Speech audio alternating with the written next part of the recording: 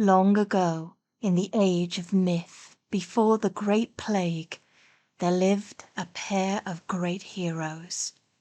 In these simpler times, these heroes travelled the land, spreading their wisdom, which was well received despite the occasional childish ignorance of even them in this young world, and battling great foes who would themselves go down in history. But as the world changed around them, the heroes themselves passed into legend. Many said that they had entered a deep sleep, not dead, but neither truly alive, continually resting in anticipation of the time they would be called upon once again. It is a sign of great upheaval, then, that in the ruined temples and ancient valleys, where folk no longer tread, the sound of legends waking rings out and echoes around.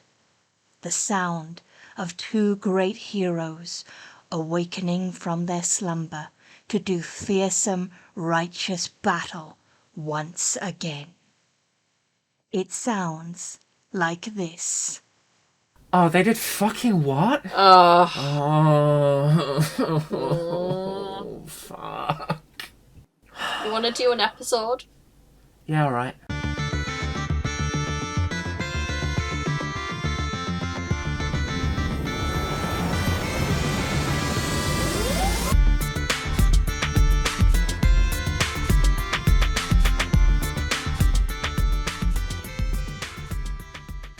Hi.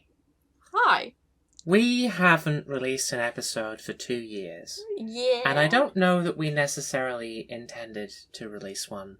We're still kind of deep in the tank on the projects that I talked about in the hiatus update.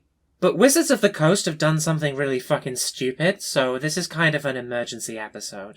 It absolutely Don't get is. used to these, but get ready to enjoy it. Yeah, like, guys, it's bad. This is House of Bards. It's a podcast about tabletop role-playing, particularly in what we used to call the, shared narrative style, and which I think that probably, still applies as a descriptor when applied to explicitly mechanically permissive games like Dungeons & Dragons, but in the time since, I kind of feel like I've become a bit more of a fiction-first kind of person. So the podcast's about what the podcast's about. The podcast's about what the podcast's about, absolutely. Exactly. My name is Alexa, and my pronouns are she and her.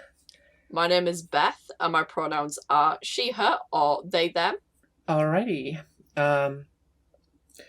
So yeah, why have we been roused from our eternal slumber, Bethany?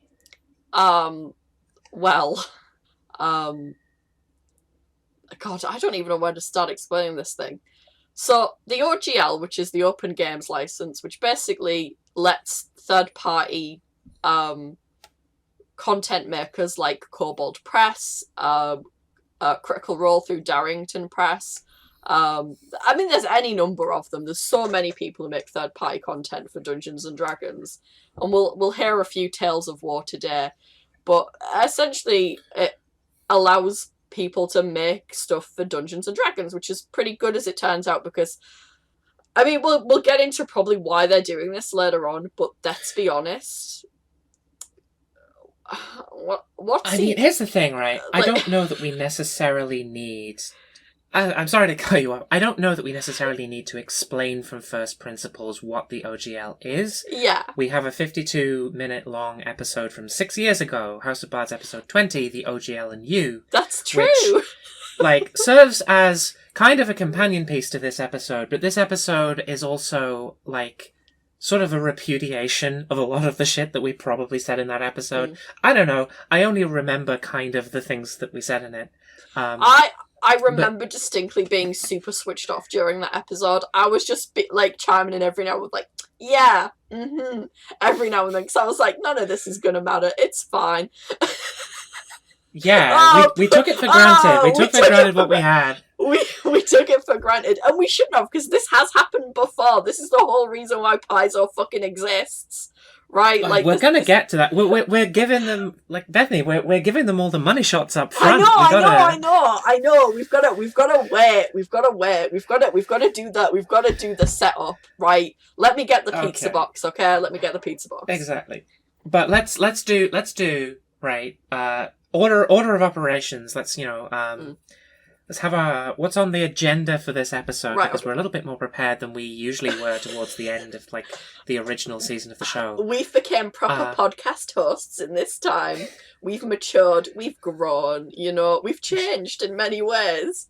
It's not fucking true at all. Like, my list of notes is like 32 words long. Are you kidding me? Mine's massive. It's just a list of... I mean, I have, like, other stuff open. Like, it's not just... Oh, yeah, like, I've got, like, loads of fucking articles open. Anyway, right. Like, materials to talk about. Let's start with the before times, right? Because the Open Gaming License was created by Ryan Dancy, who, incidentally, he's actually started a petition to preserve the current OGL. Well, the current OGL, 1.1 as we're going to call it. Because the OGL's... It has changed since, like, 1997, right? Like, or 2000, it has changed. Okay, so, sorry. I know that I said, just go listen to episode 20. Episode 20 is, like, almost an hour long, and some people may be coming to our recently reawakened show, like... Shall we do, like, a real brief rundown of what is the OGL and why should you care? Yeah. Because I can probably, like lay that out, right? Yeah, sure. I mean, if you want to do it, I don't mind doing it. I know what the OGL is now. I'll do it, because I feel like a lot of there's going to be a lot of you talking, because like a lot of the like particular news on stuff that I haven't been seeing is like you're going to have to like run through with that. Okay. Why don't I do what the OGL? Okay, so ever since it was invented by Gary Gygax and like produced by TSR, Dungeons & Dragons, and by extension role-playing games in general, have experienced a problem with an inherent contradiction at the heart of their function as products, which is you want to make money from selling the product itself, but the product only functions properly if it has, like, a permissive attitude towards people creating their own compatible material to like function with that product, and maintaining interest in your product by like sharing that stuff around. And this can be things like initially probably it'd be like people creating their own settings, their own like house rules and stuff like that for Dungeons and Dragons, and then for later on like other tabletop RPGs as people realized this was like a thing that you could make. And so like Wizards of the Coast initially were like, this is bad.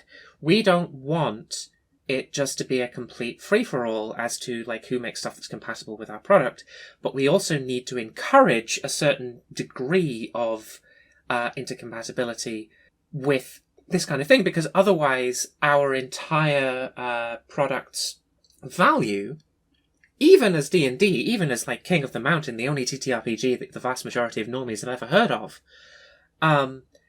is going to be defined by what we are capable of releasing for it as as a system.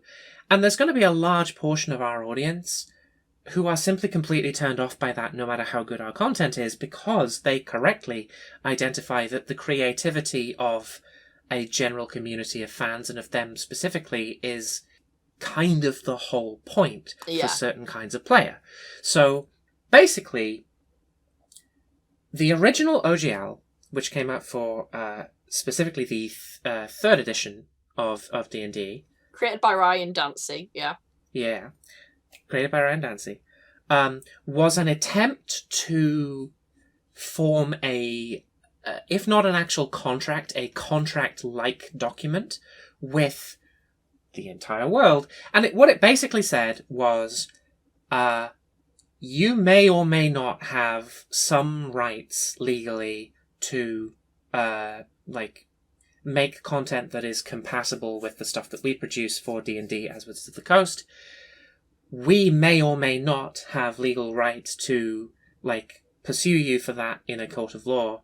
if we feel that you're impinging on our like brand or our trademark, etc. The OGL is a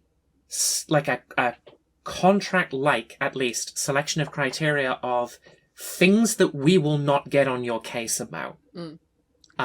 So you can either take the chance that what you're doing is completely on the level, or you can comply with this document, and then, even if theoretically, legally it's not, we will not get at you for it. Like, we are explicitly permitting that. And the thing about the OGL, about both that OGL and the original 5th edition one that, like, lots of people would be more familiar with nowadays, maybe, is they were both perpetual documents. Yeah. Like, they were designed such that even if there were, like, modifications released to them later, those modifications, in terms of like controlling the kind of behavior that there was, could only be more permissive, because otherwise you could just go back to a previous version of the OGL and use that as a license instead. Yeah. So a lot of the time, if you see content that like explicitly mentions, sometimes not even content that explicitly mentions D&D, because like at least one of the OGLs I think has like something weird about that in it, about like brand identity, but like stuff that is obviously meant to be compatible with 3.5 or 5th edition D&D, or that uses that rule set as like a jumping off point, that would be released under one of the OGLs. And this is where like Pathfinder came from. We'll talk about that in a little bit. In both cases, in fact, I think in all cases, because we're going to briefly talk about the equivalent thing that 4th edition had, which was much more restrictive, there was what was called a systems reference document. Yeah. And basically what that was is it was a version of the core rules of D&D with like only one example of everything. So if there were like multiple subclasses to a class, you'd only get one of them, etc. Stripped down, all of the product identity filed off, etc. And it was like, this stuff is under the license. Like, this is the general gist of the game, and you can use this as a foundational point for whatever it is that you want to like be including. And to be clear, the OGL is different to DM's Guild stuff. Yes, if you're releasing on DM's Guild, the changes to the OGL might affect you, but only in indirect ways. Your material is not released under the OGL. You have a separate agreement with Wizards of the Coast. Yes. Because this is the thing about a lot of third-party content. It's not all of it, but the majority of it is it's sold to make money, right? To an extent. It is basically, it's the thing fanfic authors aren't allowed to do. It's why AO3 doesn't let you like advertise for commissions on their website or like link to your Ko-fi or whatever. That is against their terms of services, because AO3 are like, guys, this only works if they think you aren't making money from it, right? Like we don't care if you had advertising elsewhere, but otherwise this is fan content, right?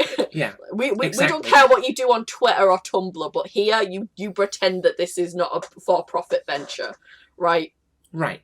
And that's kind of what the OGL is Wizards of the Coast admitting that they theoretically have, at the very least, the power, if not the legal right, to pursue the same kind of hard line as that, and saying that they won't because, at least in theory, they recognise that a third-party market in custom content is to a degree necessary to make the game actually desirable and functional as a like product in a cultural space. I mean, let's not beat around the bush. They recognise that the third-party content, they recognise that this stuff has value to the game. Like, it adds value to the game, and it has, like, you know, a value outside of that.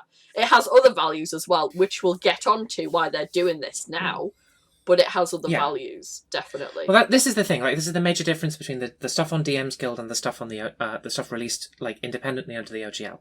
If you release something under DM's Guild, then both One Bookshelf, who run DM's Guild, and Wizards of the Coast get a cut of your revenue directly. Yeah.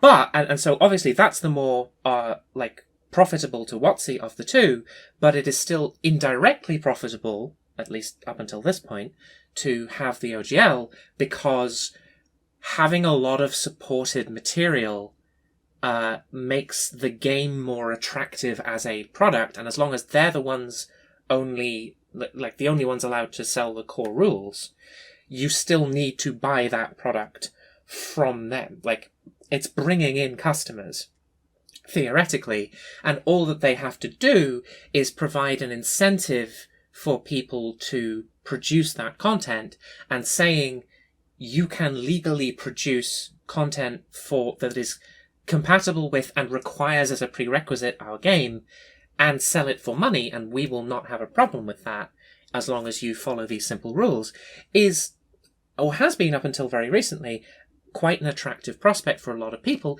especially because 5th edition D&D is the most financially successful and popular tabletop role-playing game in the space currently. Absolutely. Like, very much to an extent, you could call 5th edition a second golden age. But, like, you know, if you're comparing 3.5 to 5th edition, really, this is the golden age, because it's never been more profitable for them. Like, just, thanks to, in no small part, third-party content creators, actual play live streams, it's very profitable for them. 3.5 made D&D very popular, but the media landscape necessary to make it like a viral sensation, I think, simply did not exist in the right form in like 2006, 2007. Yeah.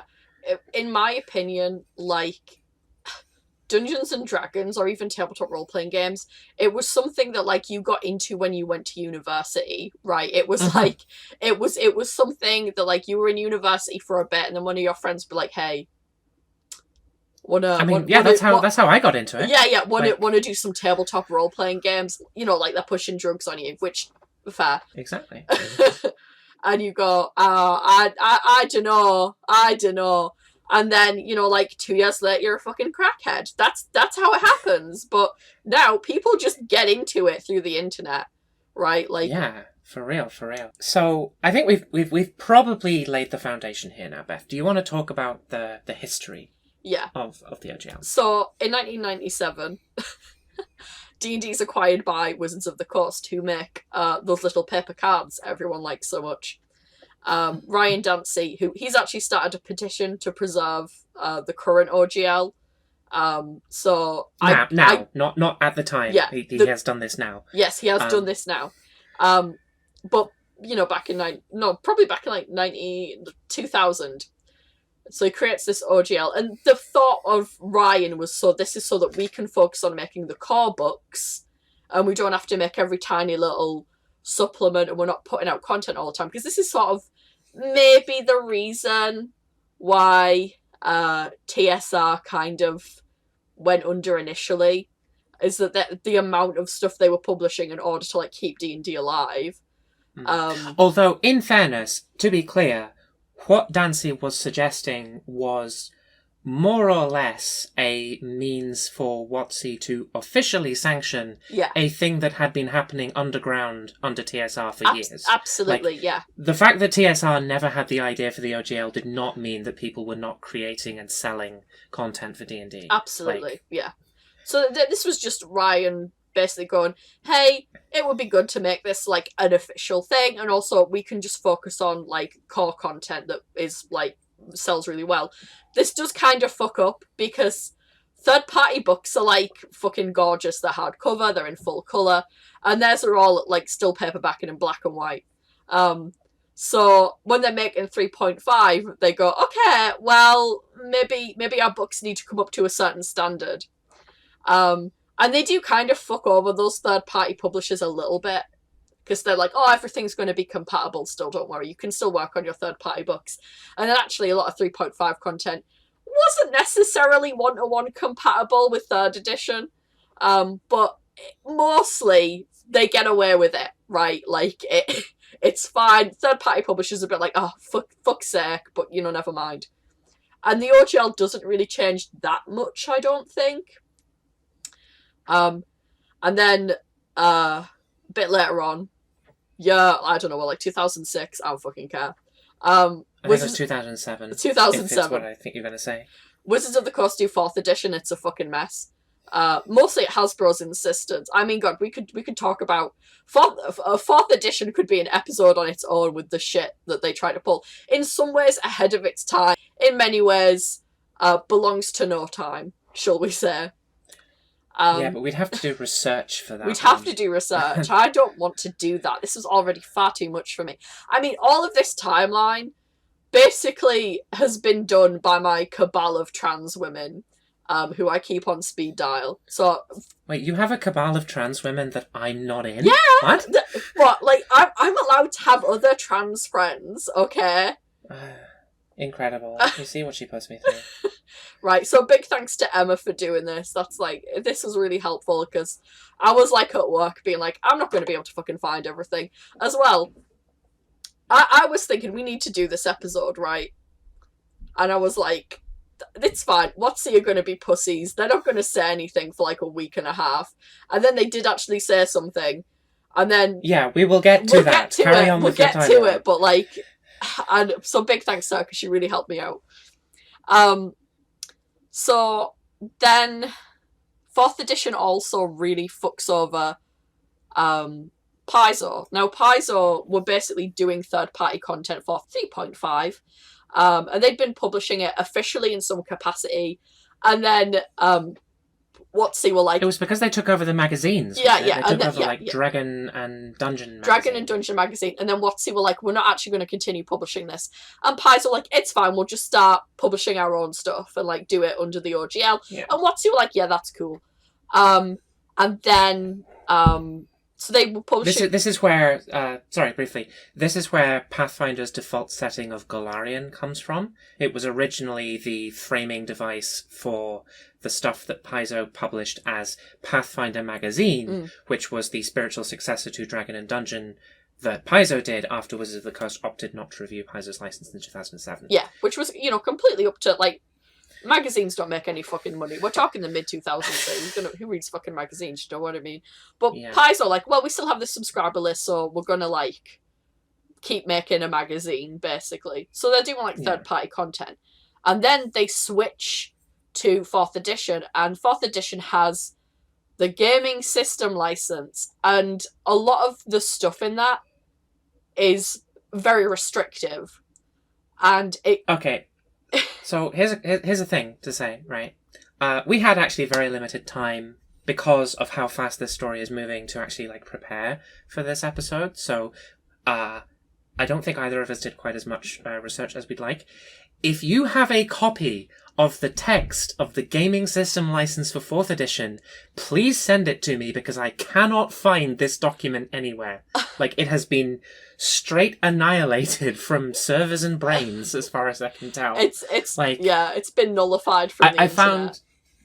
I found a Q&A, like an FAQ thing that Wizards did about the text of the license, but not what the license itself actually said. Yeah. And of course, the problem as relating to our discussion of that is I don't know a huge amount about what was specifically different about the GSL that made it an insufficient replacement for the OGL. The YouTuber, the Alexandrian, has a really good, like, this is what the OGL is and this is the history of it video. I will just link it in the description because it's... Yeah, I'll put that in the description. Yeah, it's very good. Like, he runs through it, like, really well. And I was sitting there, like... I don't know, I guess because, like, I don't really pay attention to this stuff. To me, D&D is just a game, right? It's just a game. It's a silly little game. And then I was like, oh, wait, there are, like... And I'm like, of course there are big companies behind it, but I was like, oh, yeah. I was like, wait, WotC have done this before? Like, WotC have fucked over third-party publishers? And they did. 4th edition was a nightmare. It ended game stores. It shut third-party publishers down. Right? It ruined businesses. And the problem is, like, because it was such small potatoes back then, I don't really think the D&D community were allowed to, like, make a massive fuss about it. Like, nobody really cared, right? You know, this isn't, like... Well, lots of people cared, but they weren't able to make the kind of, proper fuss. It was considered, like, you know, grognard's grousing if you went to your, like, LGS. Yeah. But it wasn't like the kind of thing that we have now of like, massive Twitter campaigns that make WotC Hasbro like actively nervous about their like fucking stock price in some cases. Yeah, I mean, this is the thing, right? Like, there are people whose entire deal on YouTube is like D&D content. There is people like fucking honestly, one of the best videos about this whole thing is by what's he called, Crit Crab, who just does like nightmare D&D stories pulled from Reddit, and he's done an amazing video on this.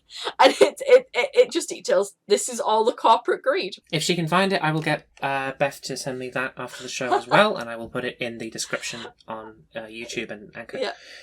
And I'm just like, oh, this little cartoon crab is telling me like why, like this is bad, and it is bad. They're right. This is bad. So yeah, 4th edition was a fucking nightmare. But basically, WotC lost a lot of really good,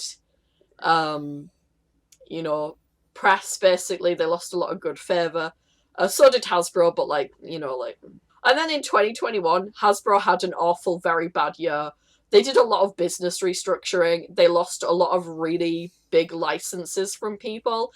They've not had a great year in terms of Transformers. They've not had a great year in terms of My Little Pony. They had a fucking terrible year in terms of Disney dolls, I'll tell you that much. They've had a shit year. So, they're doing some restructuring and they're looking at their most profitable ventures, and a lot of that is going to be Wizards of the Coast, to say nothing of the 30th anniversary of Magic the Gathering, where we're not going to talk about that because we could people have talked about the 30th anniversary edition of Magic the Gathering. It was a fucking shit show. Nobody is in favor of it, but also the ways in which WotC have been treating Magic the Gathering are craven, but not ultimately that germane to this discussion because they don't. There's no real. I can't imagine what a card game OGL would even look like. There's nothing equivalent there. Absolutely. We're gonna. You know how distracted we get, Bestie. If we don't listen. if I don't crack the whip, we're gonna. I know. But all I'll say is £1,000 for what is basically a booster pack of cards you can't even use in legal play. Wizards of the Coast / Hasbro, that's fucking disgusting. What the fuck? It is. Sorry, but what the fuck? What money do you think, fucking nerds have? Right. The one comparison, right? The one connecting tissue here is that fundamentally both situations are, at least theoretically, about documents that Wizards of the Coast is not certain constitute legal contracts. And to them I would simply say, either stop doing this or suck it the fuck up. I would say to them, that's what I'd say, but fuck off, come on. Mm-hmm. Right, so we start in mid-December now, to 2022. Also, I think I said Hasbro 2021 was a bad year. Hasbro 2022 was a bad year, but I imagine 2021 was also a pretty bad year. I think the restructuring in 2021 was either the precipitator of or in response to a poor financial year. Yeah, to be fair, they've been in shit recently. Yeah, poor big cooperation, but I think this contextualizes maybe some of their business decisions. Because I feel like if you're doing hot, you're either going to be the worst people in the world or you're going to be a pretty chill business. Whereas if you're doing bad, you're definitely going to be a really bad business, right? Just on a fundamental level, right? Anyway. Can I actually have an aside about WotC and Hasbro? I was going to do this later when you'd finished, but I kind of feel like if we're talking about them this much and the decisions that they're making now, it might be a good thing to say now. Okay. So, throughout this podcast, whenever I refer to Wizards of the Coast after they were acquired by Hasbro, I will just say, WotC Hasbro. And that's going to be most of the time, because most of what WotC did before the Hasbro acquisition is not particularly relevant to this discussion. And the reason I'm going to do that is because Wizards of the Coast remain a subsidiary of Hasbro, at least to the best of my knowledge, which means that theoretically, the two companies could be extricated from one another. They are still distinct entities. It's just that one of them, like, is the owner of the other. So a lot of people, depending on their personal agenda, obviously can find ways to theorycraft either that Hasbro are completely, like, ignorant of what WotC actually do and don't understand any of it except that it makes money. And this either means that Hasbro make WotC make stupid business decisions, or WotC makes stupid business decisions on their own and Hasbro simply doesn't care until they actually find out from, like, you know, the 70-year-old men in charge or whatever that it's, like, making people unhappy, etc. And you can villainize WotC to the ends of the earth, or villainize Hasbro to the ends of the earth, depending on your particular sympathies and, like, what you personally think is, like, a cool way of framing what you would like to be happening. Yeah. But the fact is, aside from, like, very few cases when, like, confirmed reliable insiders leak stuff to journalists, we don't know what the internal structure of WotC Hasbro actually looks like, how integrated Hasbro leadership are to what WotC does, if at all, and how much autonomy WotC has as a particular company, except what they publicly say themselves, of course. So, given the fact that an extrication of Wizards of the Coast from Hasbro remains possible, because obviously like WotC are their biggest moneymaker, so there may be, like, a possibility for them to be sold to someone else or to be extricated out as a, you know, basically, you guys aren't, like, the rest of your departments are not pulling their weight, we're out of here.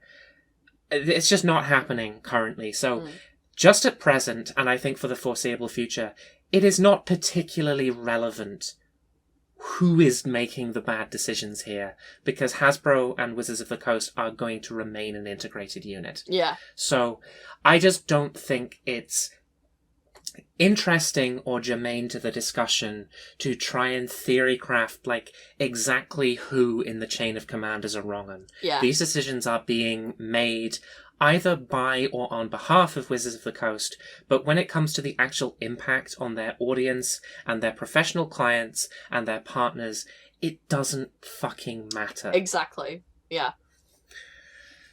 So that's what I wanted to say. Carry on, Bethany. No worries. So this starts in mid-December. Hasbro, basically, they do a conference call with WotC, and they're like, D&D is under-monetized. I think most people would argue that that is not the case. But, you know, people... I think most people would argue, like, what the fuck does that mean? Yeah, like, what, Like... season fucking pass? Like, what are we talking about? You know, maybe, like, underutilized, like, you know, we're only just now getting a new D&D movie, you know. I guess you could say that, like, maybe they could make more official stuff, like... Let's be honest, and I think this is sort of part of one of the reasons why they want to get their hands on that third-party stuff, is that a lot of third-party stuff, because a lot more of it comes out more frequently, generally is a lot better than what WotC puts out. Like, but the last really good thing was probably Dragon Heist, and that's only, like, good, right? Their only real banger is Curse of Strahd, and that's me being very mean to like their official content, but, like, as far as, like, adventures and campaigns go, like, that's my opinion. Right. I'm going to talk about this a little bit. Some of this is going to, like, is going to necessarily involve retreading some of the ground in separation of church and state, which, like, God, that episode is also 2 years old. And older than the last episode we did. Hey, yeah, look, you're gonna find a lot of these episodes are really old. Like, I don't think we recorded a single one for, like... Yeah. You know. Was that, like, a gender ago for me? I don't even remember. That was a gender ago for you. There's only one... None of the House of Bards episode are with, like, you know... I don't know what the correct... I don't know what you want me to say, Alexa. Oh, no, that's right, because we did record a podcast episode with me as Alexa, but it wasn't a House of Bards. It was... Well, we ain't going to talk about that yet. Yeah. You'll see if it ever gets edited. The editing is, like, the blocker here, frankly. Anyway, yeah, so some of this might involve retreading separation of church and state, because I actually feel like this degree of monetization is one of the reasons why Hasbro WotC, like WotC Hasbro, are so in on the idea of deliberately muddying the distinction between their system content and their setting content. Yeah. Mm-hmm, mm-hmm. Because frankly, the notion of a D&D movie does not really make any fucking sense, and that's part of the reason why the original ones were not good. Yeah. Because that's not a thing. That's like making a movie about Linux, and it's just like that's not like a brand, right? Yeah. And like obviously, yes, D&D is a brand because the game is a brand, but it's not the kind of brand that you can like build a.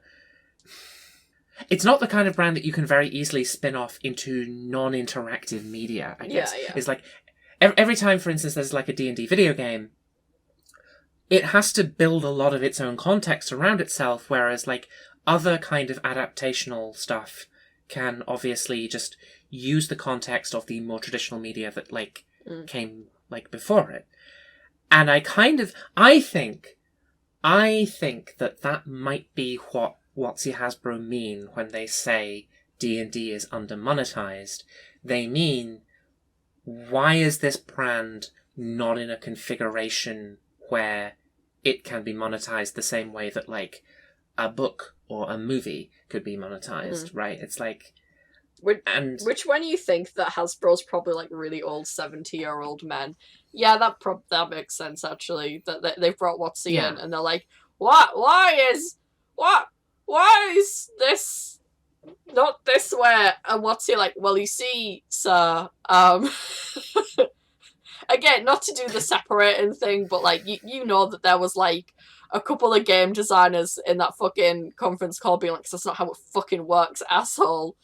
While they had to like listen to these like 70-year-old men richer than God, while their CEO goes, yeah, absolutely, yeah.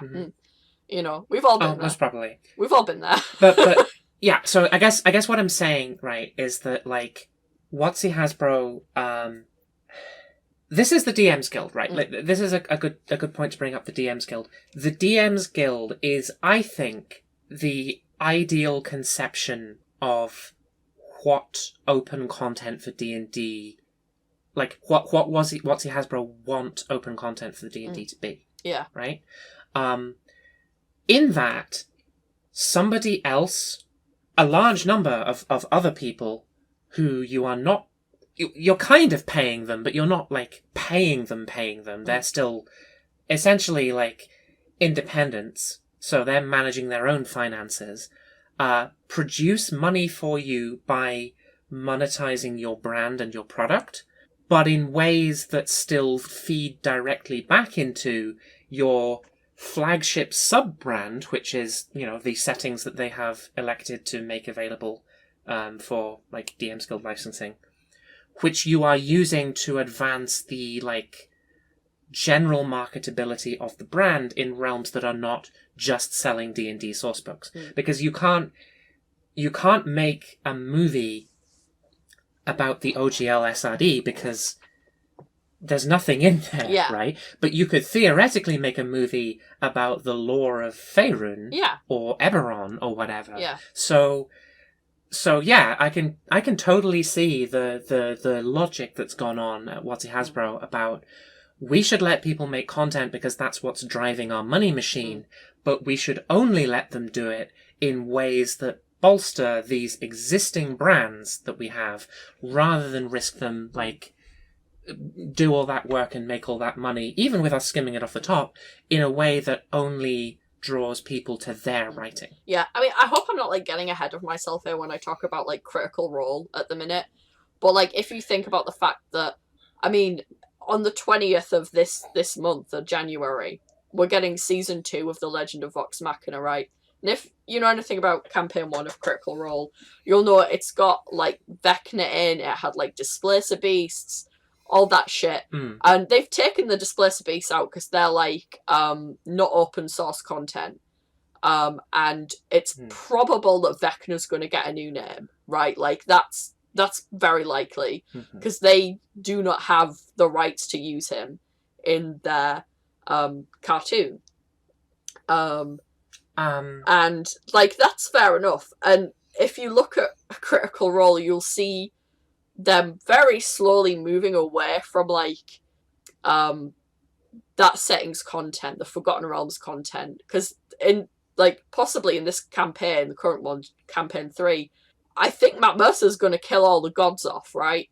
And that's like the last thing they have is those gods. And whenever they refer to those gods in this current campaign, they always call them something a little bit different. That it's like, you know. Oh wow! They bland named product their own lore. They had to, because I think Matt Mercer wants to make it so that like they could so that they were allowed to post like their third party content through Darrington Press, right? Yeah. And like to me that makes complete sense, right? Like you want. We are going to talk about this actually because I kind of feel like Critical Role is sort of like the weird middle child in like the scales of ways that this can affect third-party concrete. Absolutely, like that situation content creators is so interesting. Yeah. It really is, and it's like I don't want to be like, let's talk about Critical Role because like they don't need the boost from us. But but we'll talk about them like as and where it's relevant. Yeah. We're not going to shy away from topics just because of like we don't have a lot of subscribers. It's fine we are for us to talk about like look, I just don't want to be a Cringe fan, you know. That's all. all right. It's all right. I'll talk about like weird, like esoteric shit, like how Foundry's handling all. I mean, it's so crazy. Should we go? We'll go back to the timeline a little bit because I think definitely like we'll bring this back up more, but like that what they've been through it is interesting. It's going to come up again. So yeah, this conference call happens and everyone's fucking clowning on WotC and WotC Hasbro and are like, season pass and stuff like that. And then everyone's like, does that mean they're going to change or abandon the OGL with 1D&D? 1D&D is, in theory, the new system. But I think it's probably going to function more as like 5.5 rather than... Everybody knows that it's going to function more as 5.5, but it makes sense that they're doing this because, like, WotC Hasbro do not want their brand to be atomized, and I think they have experienced that that's kind of what's happened in the past. Yeah. Like, when they moved to 4th edition, we're going to get into the weeds of this, actually, like, when it is properly my turn to talk, I'm going to talk about how I think a lot of this is kind of, like, people in, well, probably the Hasbro part of WotC Hasbro, but we don't know for sure, finding out about the shit that Beth has been talking about just now, like in the timeline, for pretty much the first time. Yeah. But you know, we will get to that. Go on. So, you know, but basically people are like, oh, they're going to abandon the OGL. And there are like rumors going around that they're going to revoke the OGL 1.A, as we're going to call it, as part of the new OGL. Then Linda Cordega, who's had a very busy week. Who is Linda Cordega for the uninitiated? Linda Cordega is a journalist at Gizmodo. We'll post the initial article below in the description. But basically, the OGL gets leaked to her by presumably someone who works at Wizards of the Coast who disagrees with what they're going to do. Because why the fuck would you leak it otherwise? Like, do you know what I mean? I do have a thing to talk about that later, but we will get to that also. So, and then WotC, like, they don't say anything about this. They're silent on this. Hasbro's not going to fucking say anything from this point onwards. They don't care, right? Like, they've pieced out. They're like, Sugar Baby's going to get that money, yay! Right? They don't care. They're like... I mean, if they do care, they don't see any reason to comment on it except through WotC as a mouthpiece, right? This is a WotC problem that requires a WotC solution. Absolutely. Hasbro are busy, like, I don't know, like, fighting with Mattel in a parking lot, while, like, MGA throws, like, dollars at them, right? as both their companies fail. So like, you know, just a little bit of doll collector humor in there for you. So like they go radio silent. I guess we'll have to cover some of the stuff that's in the OGL, but essentially it's supposed to deauthorize the previous OGL, right? The OGL 1.0, OGL 1A it's like 900 words long, right? So it's a pretty light document in terms of like legality. This new one is 10 times the size. It's 9,000 words long.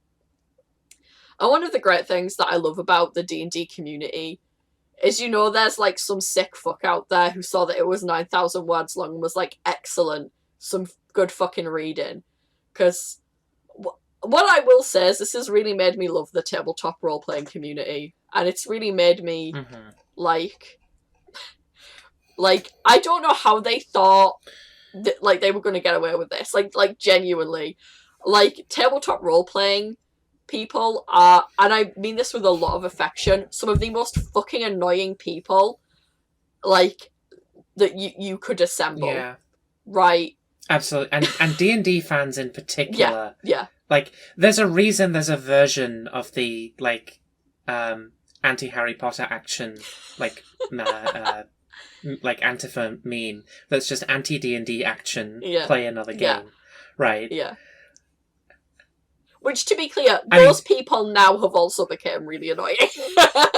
But like, it's true. Let's not get onto that. It's like D&D is like conversation warping, right? Yeah. Like, it doesn't matter what opinion you have about it. If you have an opinion, you will become really annoying. Yeah. It's just one of those things. But like, you know, this is a community filled with like contrarians, people who won't do what they're told. Well, that's just contrarians, isn't it? It's also filled a lot with like people who like spin elaborate like political justifications for a thing that bothers them personally in a really petty way. Yeah. It's filled with like this is why the term rules lawyers exists. You don't think there are some rules lawyers out there who are like actual lawyers, right? Like that's a transferable skill easily, right? And then the rest. Speaking of actual lawyers, I have actually noticed in my YouTube notifications that Legal Eagle is doing a video on the OGL 1.1. So if you want an American lawyer's perspective on some of the things that we're about to talk about, I would go and check that video out. He's generally pretty sound. I can't believe he's doing an episode on it. That just shows you how fucking huge this is, right? Exactly. He would never... I mean, obviously he didn't have the YouTube channel then, but like... A pop culture lawyer, if such a thing existed in 2007, simply would not have done anything like that about like 3.5 to 4s. Like, it's bad. I mean, one of the stuff is that and there was rumors that they might start taking royalties from third party creators, and a lot of people might go, well, okay, fair enough, but it's 25%. 25%. That is so much, right? Like 5%, you can bake that into your overhead costs, right? You can be like, oh yeah, we can account for that, right?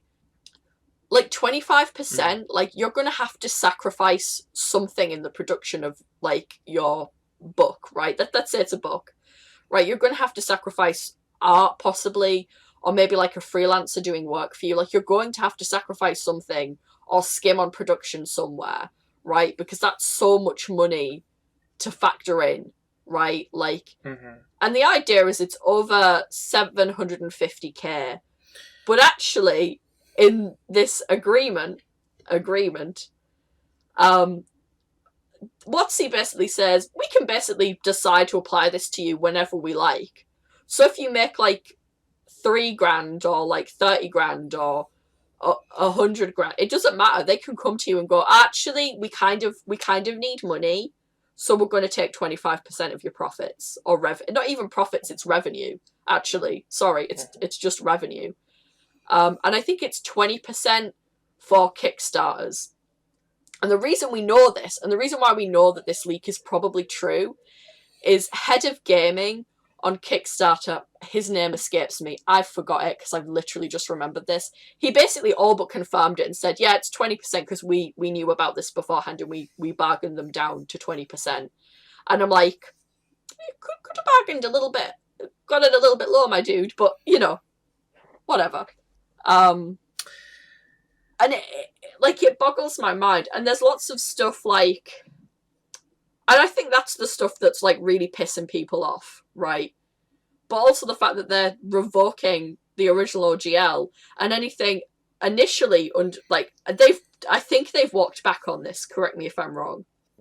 Anything that was published before this new OGL 1.1, is now going to be under 1.1, right? So anything that was published under OGL 1, they were initially like, I think the text was initially ambiguous about it.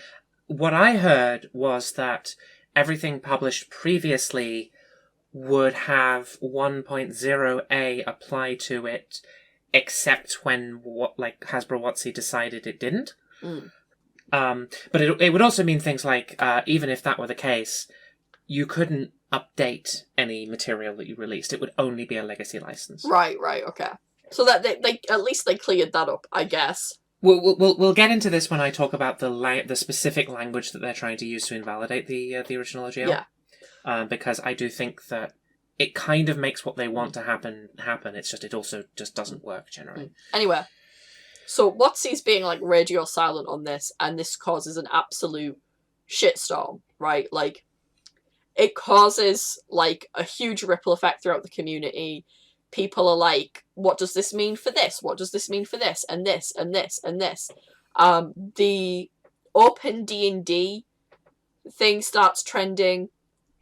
And then on Thursday, WotC cancelled their weekly live stream due to the backlash, and then mass unsubscriptions of D&D Beyond begin over the week. Which, at this point, for those who have not been kept in the loop, does actually hurt WotC Hasbro, because they purchased D&D Beyond to bring it in-house from Curse. I want to say late last year? I think so. So those subscriptions were going directly to WotC Hasbro, and they will feel, in as much as one can feel like something on that scale, they will feel. Apparently, it's been pretty devastating. That's like rumor has it. It's been devastating. Basically, what I'm saying is, collective action works, right? It does. So, over the week, at least 3 major RPG announcements are made. Kobold Press and Matt Colville, they're making their own RPGs. Monty Cook is going to be expanding Cypher SRD to include more fantasy options. Kobold Press do like a big statement about it. I don't have the Matt Colville and Monty Cook ones because... okay, so actually, can we talk about these? Yeah, right? yeah, totally. I agree. So, Kobold Press's post is actually very short, so I'm just going to read the whole thing in total. As Dungeons & Dragons moves towards the 50th anniversary of the game, foundational changes are afoot in the tabletop role-playing game arena. While we wait to see exactly what shape the open gaming license might take in this new era, Kobold Press is moving forward with some clear-eyed work, which is weird, on a new core fantasy tabletop rule set, available, open, and subscription-free for those who love it. Codename Project Black Flag. To receive future announcements and to register to playtest this rule set, please sign up using this form, because it's on their website. There's a form next to it. Yes. When the new open gaming license and an updated system reference document are made public, Kobold Press will review the terms and consider whether they fit the needs of our audience and our business goals. The Kobolds are looking forward to the continued evolution of tabletop gaming, and we aim to play our part in making the game better. Rest assured, Kobold Press intends to maintain a strong presence in the tabletop RPG community. So, what this reads as to me is Kobold Press had already reached critical mass as like a third-party D&D creator, I agree. and we're planning to make Project Black Flag anyway. And the announcement is more or less them saying, "Hey, we're making this." Also, in light of the D&D news, we're going to be reconsidering how much what's the metaphor? You know, how far our finger is into that pie. Yeah. To put it this way, so it makes sense that they're like advertising their own system that they were probably working on previously. By comparison, I'm pretty sure that Paizo's announcement is specifically a response to but I mean, of course, what WotC have done. Honestly, of course it is. I can read that one as well, which we probably want to. So for the uninitiated, Paizo, I mean, we talked about them in the history thing. Paizo make Pathfinder, which I think still is the most popular, and most financially successful non D&D tabletop RPG. It's more or less like Pathfinder version 1 was basically 3.5 with the serial numbers filed off. From what I understand, second edition Pathfinder doesn't really have any like OGL content left in it, and it's a different game. I'm really not interested, but we will talk about that at the end.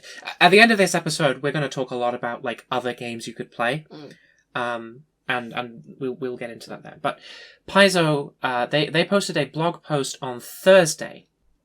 For the last several weeks, as rumours of Wizards of the Coast's new version of the Open Game license began circulating among publishers and on social media, gamers across the world have been asking what Paizo plans to do in light of concerns regarding Wizards of the Coast's rumoured plan to deauthorize the existing OGL 1.0 (A).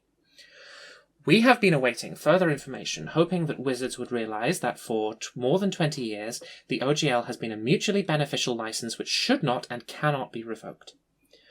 While we continue to await an answer from Wizards, we strongly feel that Paizo can no longer delay making our own feelings about the importance of open gaming a part of the public discussion.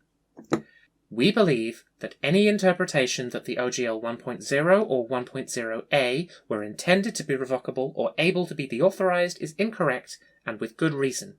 We were there. They were. Paizo owner Lisa Stevens and Paizo president Jim Butler were leaders on the Dungeons & Dragons team at Wizards at the time.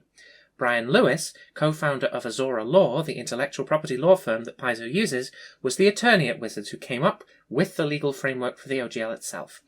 Paizo has also worked very closely on OGL-related issues with Ryan Dancy, the visionary who conceived the OGL in the first place. Paizo does not believe that the OGL 1.0A can be deauthorized ever. They keep using that word, and we're going to talk about why they keep using it in a minute. While we are prepared to argue that point in a court of law if need be, we don't want to have to do that, and we know that many of our fellow publishers are not in a position to do so. Also a relevant thing to bring up later. We have no interest whatsoever in Wizards' new OGL. Instead, we have a plan that we believe will irrevocably and unquestionably keep alive the spirit of the open game license.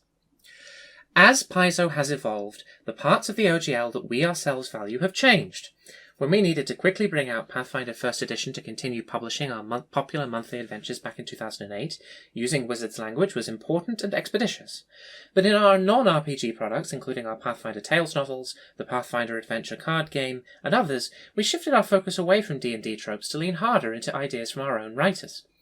By the time we went to work on Pathfinder 2nd Edition, Wizards of the Coast's open game content was significantly less important to us, and so our designers and developers wrote the new edition without using Wizards' copyright expressions of any game mechanics. While we still published it under the OGL, the reason was no longer to allow Paizo to use Wizards' expressions, but to allow other companies to use our expressions.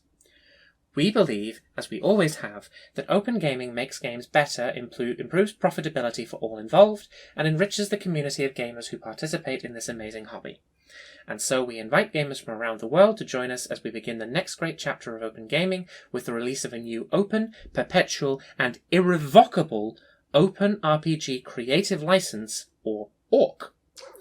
The new Open RPG Creative License will be built system-agnostic for independent game publishers under the legal guidance of Azora Law, an intellectual property law firm that represents Paizo and several other game publishers.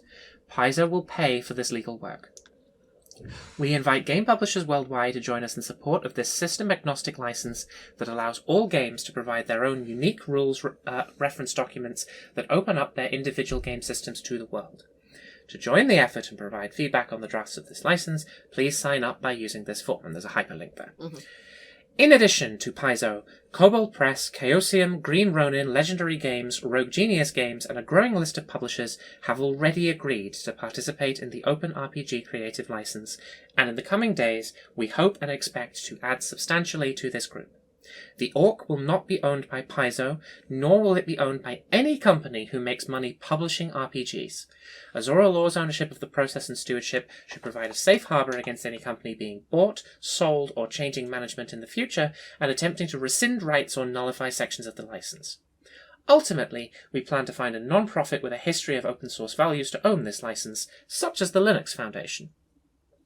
Of course, Paizo plans to continue publishing Pathfinder and Starfinder even as we move away from the Open Gaming License. Since months' worth of products are still at the printer, you'll still see the familiar OGL 1.0a at the back of our products for a while yet. While the Open RPG Creative License is being finalised, we'll be printing Pathfinder and Starfinder products without any license, and we'll add the finished license to those products when the new license is complete.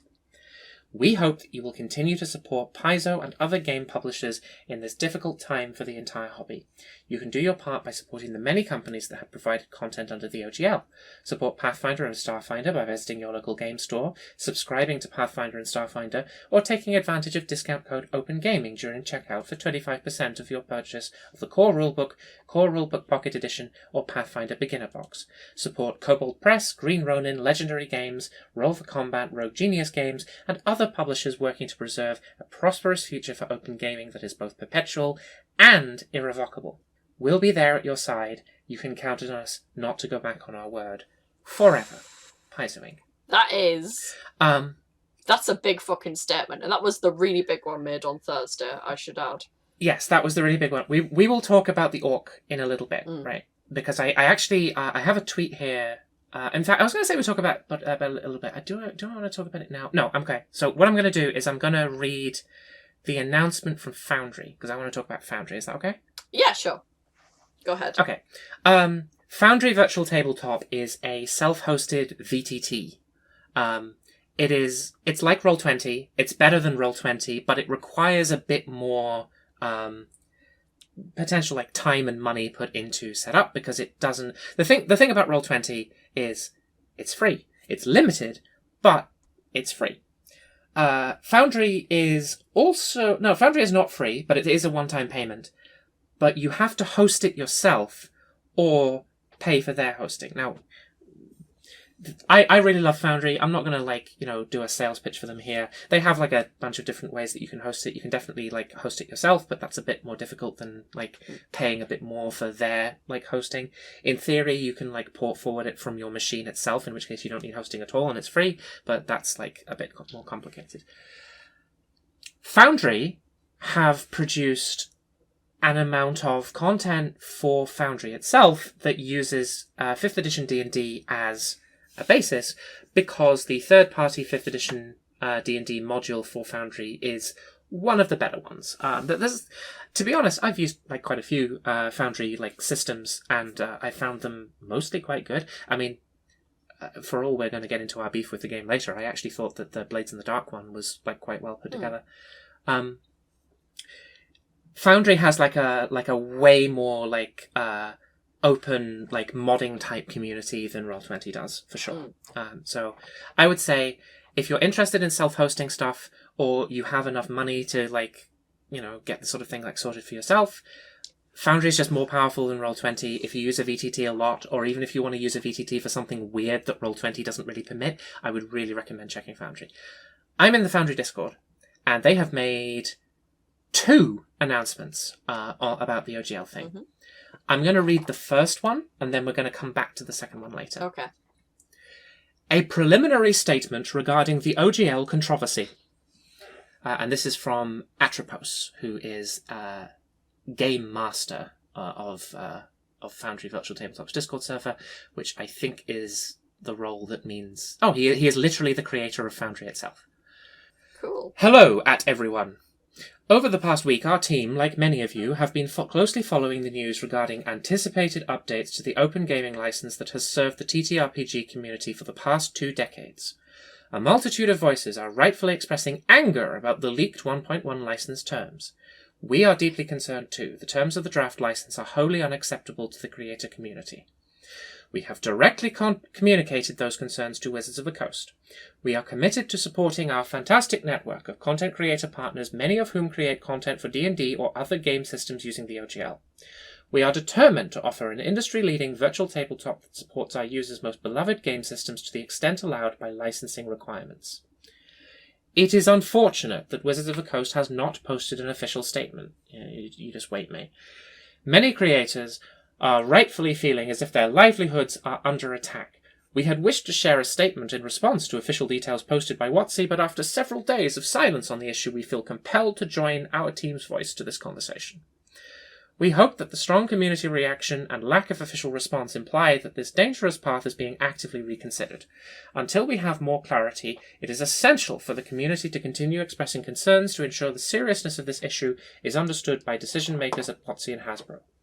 We encourage you to engage respectfully with this issue using the following resources: the OGL channel on this Discord server where you may discuss this topic, the OpenDND.games website, which contains an open letter discussing the issue as well as links to several resources to learn more, and the hashtag OpenDND hashtag on Twitter and other social media platforms.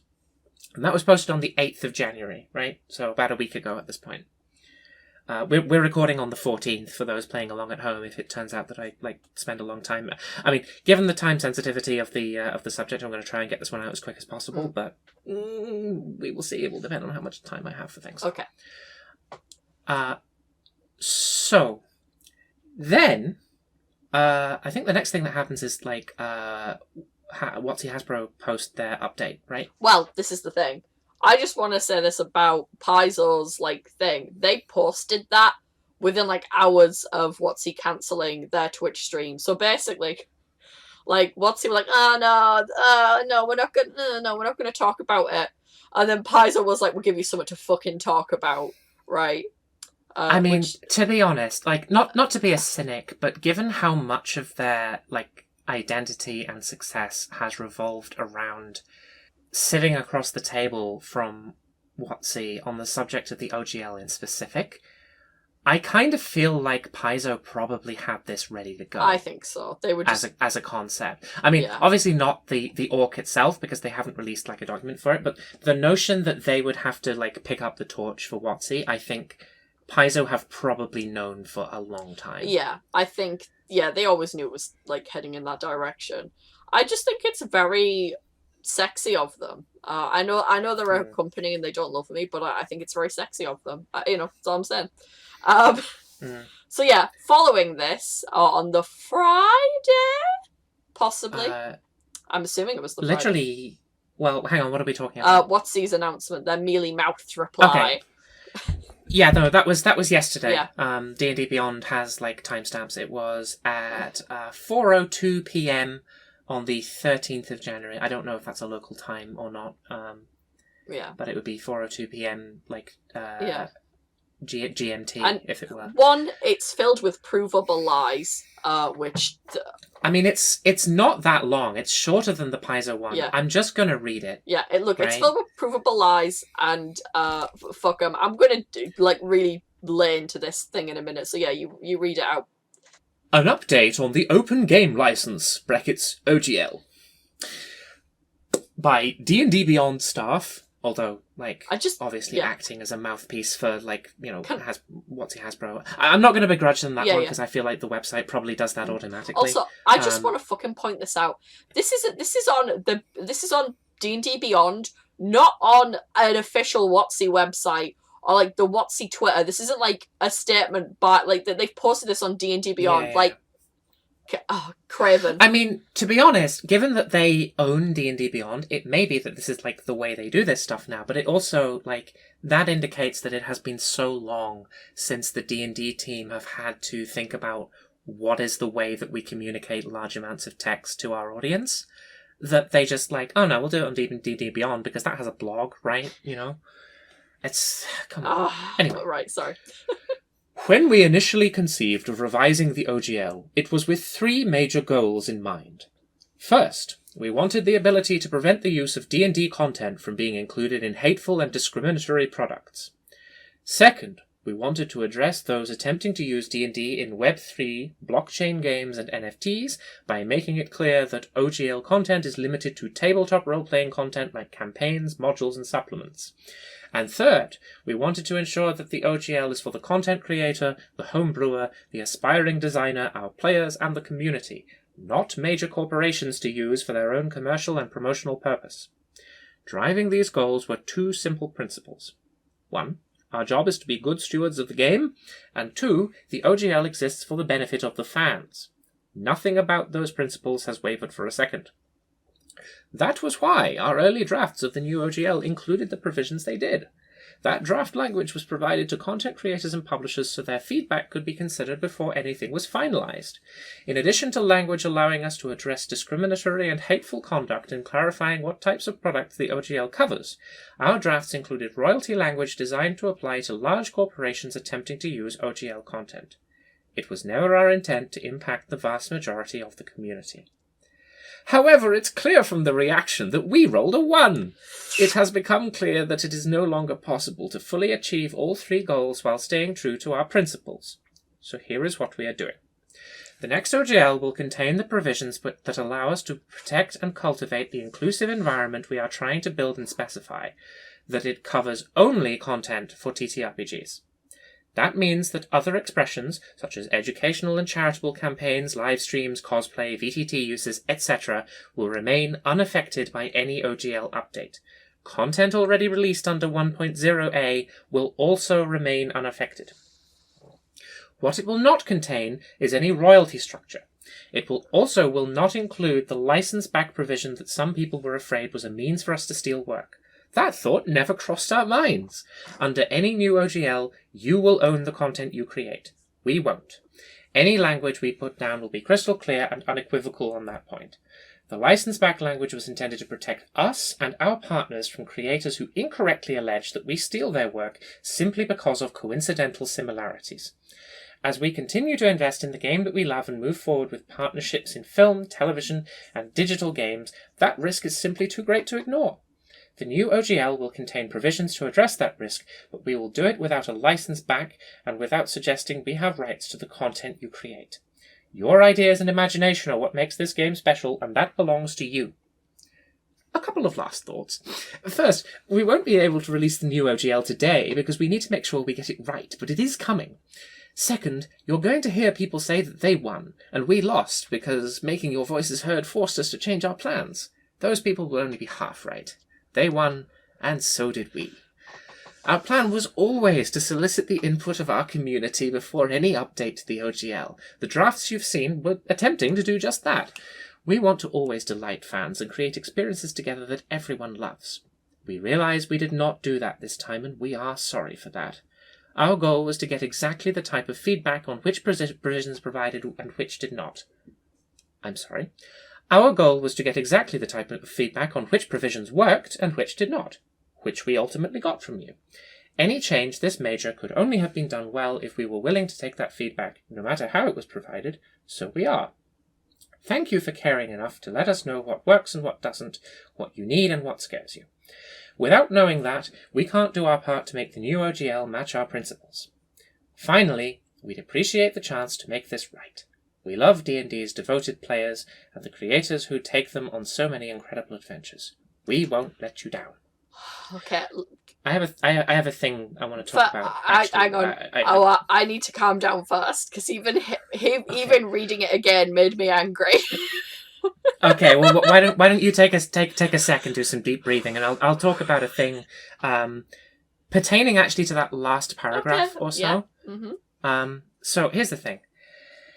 Every time there's a leak from a major company, particularly a major company that has some degree of power over its audience, you are going to see people promulgating the conspiracy theory that the leak was engineered by the company itself in order to achieve some sort of goal that would be difficult to do while working through official channels.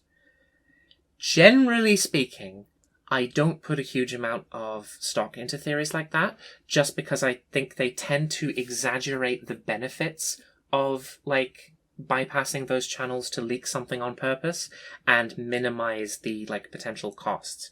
But the general argument is always that it's a face-saving measure, right? You leak a version of what you're working on to test the waters to see, like, you know, how people will react to it. And if it's good, you release either just that verbatim or something very close to it. And if it's bad, then you say, oh, well, you know, it wasn't finished, right? Yeah, we were just kicking some ideas around. You know, we got like a lot of good feedback from that, but you know, it was stolen property, and it was like really early in development, so it doesn't matter. It's not what we're going to do. You know, I was just kidding. Yeah. And for all that I say, I tend not to put much stock in those kinds of conspiracy theories. They do downplay, you know, the downsides for doing that to things like investor confidence, etc., and exaggerate the benefits of doing it when you can also just do stuff like focus grouping. But it's not impossible for that to happen. And there's not really any reason, if you've been legitimately leaked, not to say that anyway, right? Which is exactly what WotC have done here. Yeah. It's like, okay, sure guys, we believe you that was, you know, that was just a first draft and you're totally going to change everything that people did not like. We know it wasn't an intentional leak. I will get onto why that's a blatant lie in a second, but you continue. So here's my thing, right? We're getting into my theories a bit at the moment, because I have a theory of my own about why they are doing this now, and I think it's for two reasons. It's because of Paizo and it's because of Solasta. We've talked a lot about Paizo, we've talked about Pathfinder. That's kind of water under the bridge, but there's also a possibility that given that the D&D brand has never been this big before, that either new management at WotC itself or Hasbro above them was simply unaware that the previous time they tried to fuck with the OGL, they allowed their primary competitor to begin existing. It's kind of a big fuck up on their part. It really is. The thing that WotC have always hated about the OGL, about all versions of the OGL, and that they're always trying to stamp out of the OGL, is the ability to use the system's reference document as a fundamental basis for an entire new game system that actively competes with D&D. Because, in fairness to them, with the 3.5 OGL, that happened a lot. There was like a whole family of games called the D20 system that was just 3.5 D&D, but tweaked to be about such and such. And I'm going to say, like, most indie to AA, like, tabletop RPG companies would be fucking thrilled about having that kind of effect. But as far as WotC were concerned, that's not people playing D&D. So that's either costly acquisitions we have to make or money that we leave on the table from people, you know, having an alternative experience with kind of the same game. Like, people who, theoretically, at least some of them, would be D&D players if they were forced to be, because they provably like playing a mechanically equivalent system. Especially Pathfinder, which was basically 3.5 D&D with the serial numbers filed off. It was 3.5 continuity. It's the same genre. It's more or less the same game. Even when they say in Pathfinder 2nd Edition they're going with their own ideas, that doesn't mean they're changing the genre of what the game is like. It just means they're including a lot more of their own, like, Galarian content and, like, veering away from Acme-ized versions of things that WotC came up with, right? So I can kind of see the notion that if you're bringing in new people, as indeed may have happened during the restructuring of Hasbro WotC last year, that, you know, you get, like, the new manager, like, gets into his office, their office, and, like, you know... Nah. Let's be honest. His office. Let's be honest, you know. All right. Yeah, no, fair enough. Comes into his office, like, gets handed, like, you know, the cliff notes for the history of this subsidiary of the company, gets to about 2008, and says, wait, you allowed what to exist? So, the other thing I want to talk about is Solasta, and Solasta is... this is like, I think most people would agree with my opinions about Paizo. Solasta, I think, is where I get a bit like tinfoil hat here. Solasta Crown of the Magister is a specifically not D&D video game. If you've ever played like Neverwinter Nights or Baldur's Gate or Sword Coast Legends, maybe, it's that kind of thing. It's a D&D video game. These tend to work like quite well because, frankly, a lot of editions of D&D lend themselves to being a bit video gamey in the first place. So Yeah. Solasta is. I play Solasta with my partners, right? Solasta is quite good. It's a bit like janky and cheesy, and some of the writing is a bit like funny. But it's like generally a good product. The thing about Solasta is it's not like a sanctioned, like a WotC sanctioned product at all. It basically, like, the developers, Tactical Adventures, to the best of my knowledge, had like one confrontation with WotC where they made it very explicit what they were doing, which was using the OGL SRD 5.1 as the rule set for Solasta and making up their own content to fill in the gaps, and that there was nothing WotC could do, and WotC begrudgingly admitted that they were correct, right? Yeah. And since then, Solasta have come out with a lot of like updates and DLC that add the missing classes in certain ways, and add the missing subclasses also by just like creating new subclasses for the game. Some of them are really fun. I'm playing one of the sorcerer ones at the moment. I don't think WotC feel threatened by Solasta specifically. It's a AA kind of budget game. It looks a bit weird. It's like a bit janky. The writing is like not really up to the kind of like level that I think some of the things sanctioned by Wizards, if not Wizards writing itself, are capable of. But I think Wizards feel threatened by Solasta in concept. They feel threatened by the notion that other companies, potentially ones with more budget than Tactical Adventures, are capable of doing this, which I kind of feel is one of the reasons why they're constantly harping on this idea that the OGL applies only to tabletop products. They want to hammer out like a version, like an interpretation of the OGL, like the fucking Supreme Court, that does not allow shit like this to fly. And puts other like tertiary products like VTTs under the purview of their specific say-so. Meanwhile, still allowing like everyone with just like, a pen and a stat block to still continue making stuff that will like raise their like brand profile and maybe bring them money if you release it under like the DM skill or whatever. So that's my theory, is that this has happened because after the restructure, somebody has found out about Pathfinder and also about the confrontation with Tactical Adventures over Solasta.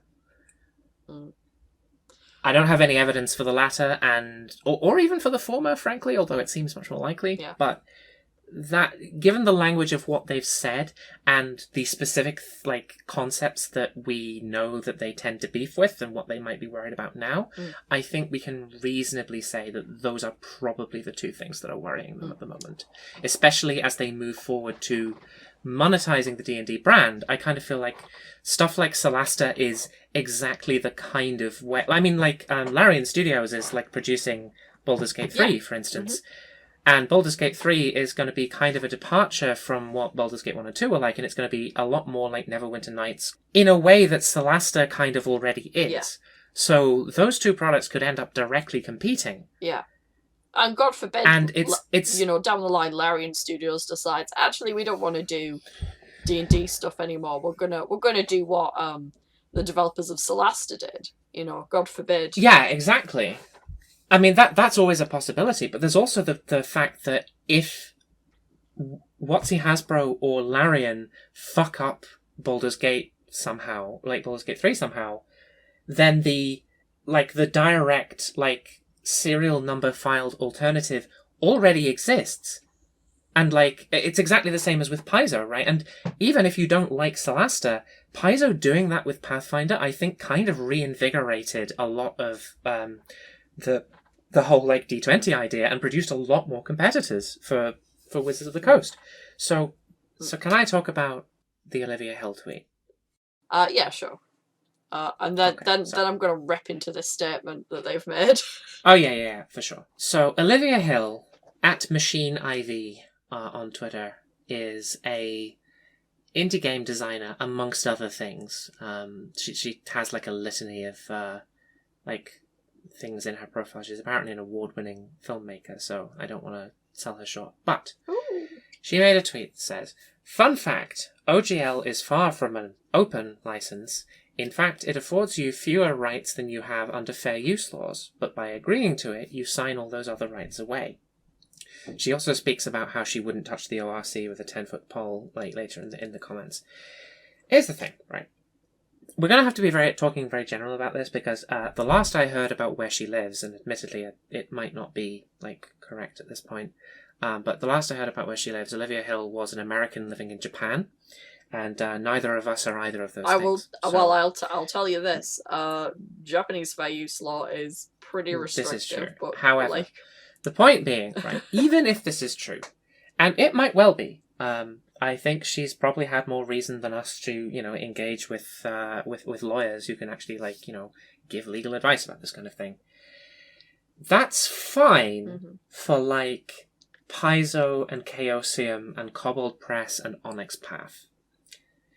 It's not fine for, some guy named Brandon or your sister uploading, D&D, subclasses on Itch.io or whatever. Because the thing about it is that if you probably have a right under fair use law and you can't point to legal advice you've been given suggesting that that's true, then basically pre-litigation communication becomes a game of chicken. And you are simply not going to win a game of chicken of that kind with a company as large as Hasbro. You would have to take it to court, right? And I mean, everyone would, Paizo would as well, Chaosium would, Onyx Path would, but they, given that they may well be correct, might have a chance of winning. Even if you win, even if you're proven right as, some guy named Brandon or your sister on Itch.io, it costs fucking money to go to court. It costs a lot of money to go to court. And it's like the OGL was supposed to be avoiding that, right? And the ORC is presumably going to be another mechanism by which people can avoid that. I don't know how effective it will be, because one of the benefits of the OGL was that it came from the company that was going to be doing the litigating in the first place. But Paizo have survived long enough without, major incidents, so possibly people will feel comfortable being, attached to it. But that's my point. I think Olivia might well be right about Creative Commons, but that doesn't really matter when it comes to the kinds of people who are actually making the complaint, who are people who really cannot afford to pursue, defending themselves in legal action, or even prosecuting legal action against Wizards of the Coast, even if they're correct about what legal rights they actually have. The OGL was a convenience. Yeah, I mean, this is the whole thing about, it's the whole... We come back to fan fiction and we come back to content creators on YouTube as well, right? Their work may well be under Creative Commons and fair use, right? That shit doesn't matter to, a big music company or a TV company wanting to, stop criticism of, their product, or just stop people using their product so freely, right? Those companies, they don't care, right? But if you have an agreement, if you go, okay, well, we'll let you use 10 seconds of footage, per 7 minutes or whatever, and you go, yeah, okay, sure, that is very restrictive, and it's probably not fair use, but... I mean, I do agree with her later tweet, agreeing with an account called Golden Lasso RPGs, that if they were being truly properly honest, open gaming license companies would probably just release their work under Creative Commons. And it's yeah, okay, probably. That's a that's a cogent criticism of those companies, but I don't think it's appropriate to criticize the people who want some sort of shield against being sued by a company that can afford to put way more money into the entire proceeding than you possibly can. It's an anti-bullying shield, basically, by appeasing the bully. It's, like, at the end of the day, right, like, God, not to get, like, philosophical, but the illusion of ownership and intellectual property, it's all bullshit. None of that actually exists, right? Like, it's all made up bullshit, right? Like, it's there, so basically companies are allowed to make up money off the stuff they theoretically create, but none of these companies actually created this stuff themselves, right? Like, the people who are currently in charge of Disney, for example, didn't create any of the fucking Marvel characters they own, right? And they sure as shit don't give money to those creators, right? Like, they didn't fucking create all of the branding for the Hawkeye TV series. That was David Asia, right? Like, he did all that in the comic book that he wrote, that he did the art for Marvel. They stole it from him. I didn't see any money from it, right? But hey, that's their thing. That's their intellectual property. You know, not David's, apparently, even though he made it. Do you know what I mean? Like, it's all a fucking lie, right? Companies just steal from the people they employ and seize the means of production, is what I'm saying here, essentially, right? Or, like, storytelling is collective. It's owned by us all. It is human to create and tell stories and pass them on and change them and mold them as time goes on. You know, that's the whole point of mythology and legends and folklore. It's in us to do this.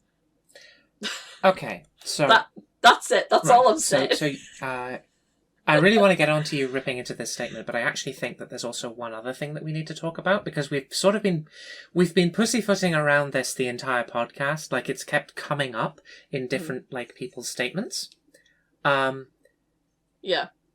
Let's talk about authorization, because that is the angle that WotC are taking here. Okay, I have the text of not the original. Not the original, like 5th edition OGL, but version 1.0A. I actually don't quite remember what the difference between 1.0 and 1.0A is, but 1.0A was considered the most recent acceptable version before all of this bullshit, right? Number 9. Updating the license. Wizards or its designated agents may publish updated versions of this license. You may use any authorized version of this license to copy, modify, and distribute any open game content originally distributed under any version of this license. Hasbro Wizards of the Coast contention is that the word authorized in that section, which was also, to the best of my knowledge, present in version 1.0, means that they have the ability to deauthorize those versions of the license after the fact, and the license itself will no longer permit itself to be used. And that's fine, because there will still always be an authorized version, right? I have very little insight as to whether this would hold up in court. I think the fact that the license itself doesn't really specify what that fucking means might be a problem, because it's like authorized by who and to do what. Yeah, but that is the tack that Wizards of the Coast are taking. Right. So the dictionary definition of authorized, because you know it's gonna get brought up in a fucking court. Some fucking nuts are gonna bring out the fucking Merriam-Webster. Yeah. Having official permission or approval. Deauthorize means to revoke permission, sanction, or consent. So I guess if they're using deauthorized, technically, but can you, like, this is a question of, like, can a company, not a person, can a company revoke consent and permissions on something they've already given you permission to do? Well, this is the thing, and many people have already done with the license, right? Legality is all about the details, right?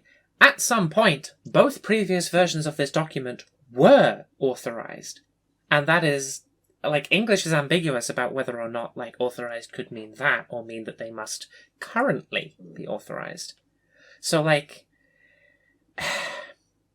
this is the tack that, at least in the leak, that WotC were taking. I want to read, actually, the second announcement by Foundry, because that's where, like, that fits into all of this. So does the Paizo announcement, so that's why they were talking about, we don't believe that they can, like, deauthorize that. So, after the announcement on the 8th, Atropos made another announcement on the 12th that a new back-end developer was joining Foundry. But then, yesterday, at 9 o'clock, updated statement on the Open Gaming License. Hello, everyone. We are actively following and invested in the ongoing situation regarding the Open Gaming License. We have published an article that expands upon the preliminary statement we made last week. This post further clarifies our position on the issue. We will share further information once we learn the exact terms of the updated license, or if the situation otherwise changes in a meaningful way. Until then, we urge the community to continue engaging and advocating for an open D&D and an open TTRPG industry where ideas and innovation can flourish. Please engage respectfully with this issue using the following resources. And then, like, prints the stuff from the previous one. Finally, be good towards the employees at Wizards of the Coast. We may have grievances with their corporate approach, but do not lose empathy for the many wonderful humans who work there, which more or less means, like, you know, we're deep enough in the tank here at Foundry that we actually have, like, friends there, so, like, try not to be a shit to Wizards employees, which you shouldn't do, frankly. We have no idea how high this goes. Yeah, don't do that, yeah. Like... Yeah, but briefly to touch on that, people were being really weird to Critical Role this past week because they hadn't made an official statement, and I'm like, they don't have to. It's not their problem. Also, like, if they are involved, they are probably one of the partners who is being spoken to, so they're going to be restricted on what they can say, and probably haven't decided what they're going to do yet, because it's going to depend on the information they're given. Yeah, like, they have made a statement now that's basically like, we stand with the community and you guys are the content creators, so basically, like, you know, we're on your side, what we get fucked over by this too. But I want to talk about the link that Atropos actually, like, posted, because that's where the main body of this update is. And this one is also short, but I've been reading a lot of, like, short things, and together they make a long thing, so I'll cut to the important bit. This morning, this is in response to WotC's Weasel statement, which is why it came out last night. We all leave critique of this statement to others in the community, but we want to emphasize a few important notes. Praises the community that has leapt to the defense of creators who use the Open Gaming License 1.0a, and also, like, the galvanization of tabletop players in general. It is important. It is important to celebrate the ground that has been recovered, but it is also essential to remain patient until we learn the actual terms of the offered license. Mentions that the leaked version is, like, wholly unacceptable. And says also, there is no singular problem with that document that is easily corrected. Wizards of the Coast faces a challenge to provide license terms which communicate mutual respect with the creators who consider that license. The three comments that Foundry make. Number 1, we believe that OGL version 1.0a is a license which cannot be revoked or deauthorized. The creation of software and other digital products is unambiguously permitted under the OGL 1.0a. There is clear extrinsic evidence that Wizards of the Coast and the creators of OGL 1.0a had the same interpretation as we do. We are committed to supporting creators who publish works using the OGL 1.0a license. We will continue to support content for our platform created under OGL 1.0a as long as the creator of that content has not foregone the rights to publish that content by agreeing to an updated OGL. So this was actually kind of a surprise to see, because I definitely thought that, to see their initial announcement, that Foundry were going to switch over a lot of their, like, flagship, like, advertising freebie content to Pathfinder, because it seemed like an obvious way to go. And then it turns out that's not the problem, actually. Foundry's existence is, like, forbidden by the terms of the leaked updated OGL, the leaked updated OGL license. So, possibly not intentionally. I actually doubt that Wizards of the Coast really give a shit about VTTs. They're probably just included for completeness. I think it's more likely that it's stuff like Solasta that they really want to crack down on. But it would affect Foundry because they don't have a direct relationship. Well, I mean, they obviously do because of the thing that you said at the end of the message, but not the kind of direct partner relationship that somebody like Roll20 has with D&D 5e. So it was kind of a surprise, but I kind of get it to see them taking the same stand that Paizo did, which is, we straight up don't believe they can legally do this, and we're prepared to fight it if necessary. Point 2. We intend to continue offering and improving upon our D&D 5e game system under OGL 1.0a using SRD version 5.1. Whether or not that project will accept the terms of a revised OGL and expand compatibility to additional 5th edition or future 1D&D content will depend entirely on the legal terms of the license.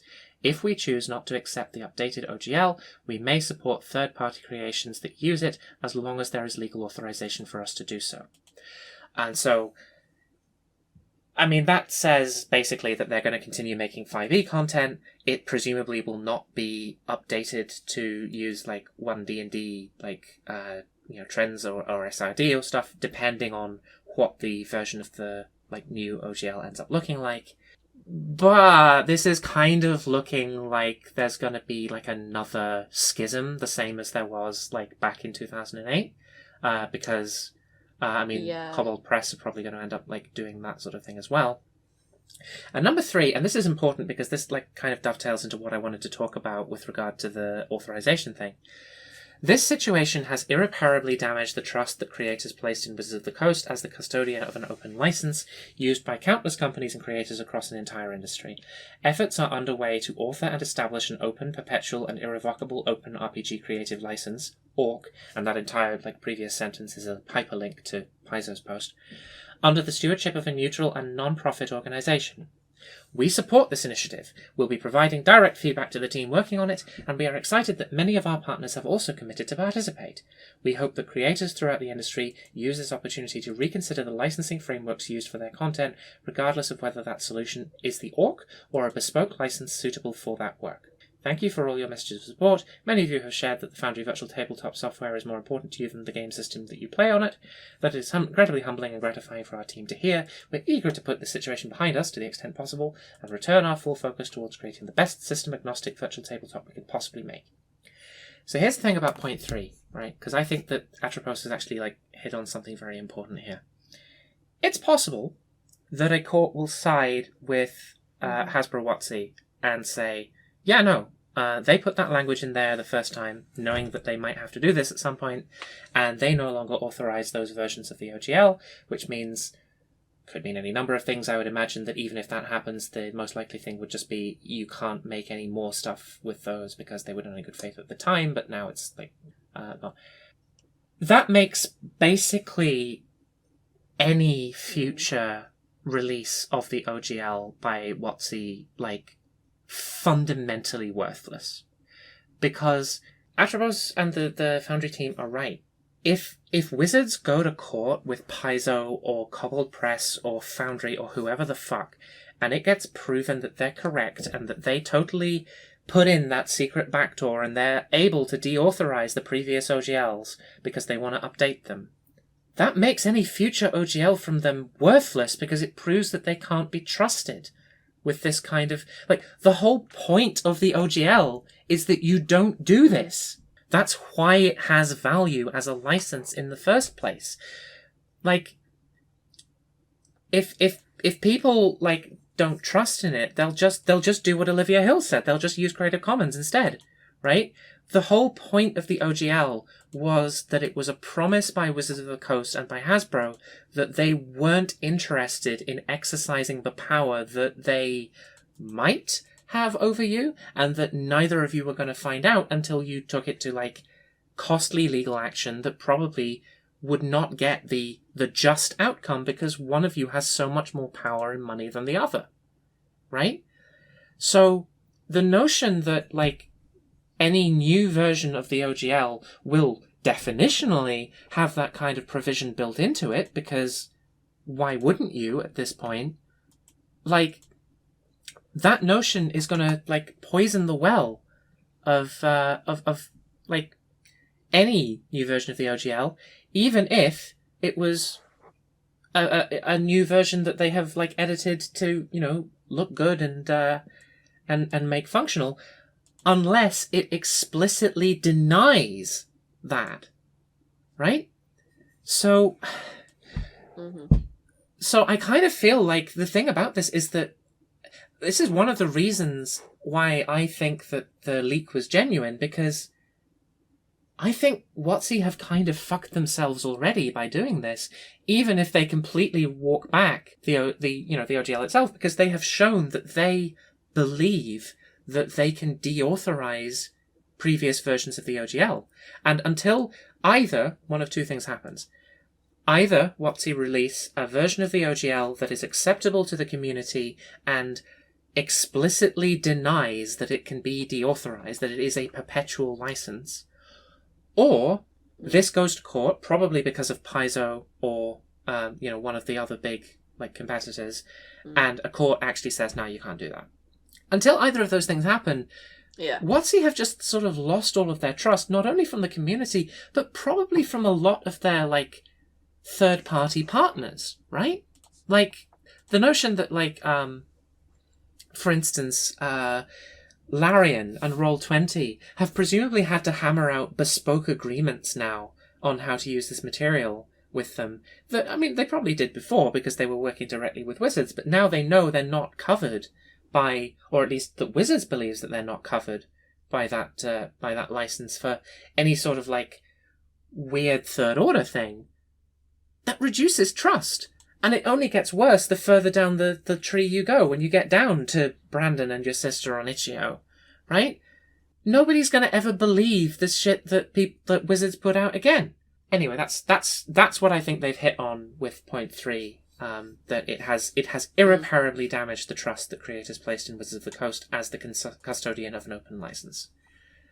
And I think that is true. They're not getting that back. Yeah. Let me fucking yes, rip into please this. do, bestie. This statement, right? Okay.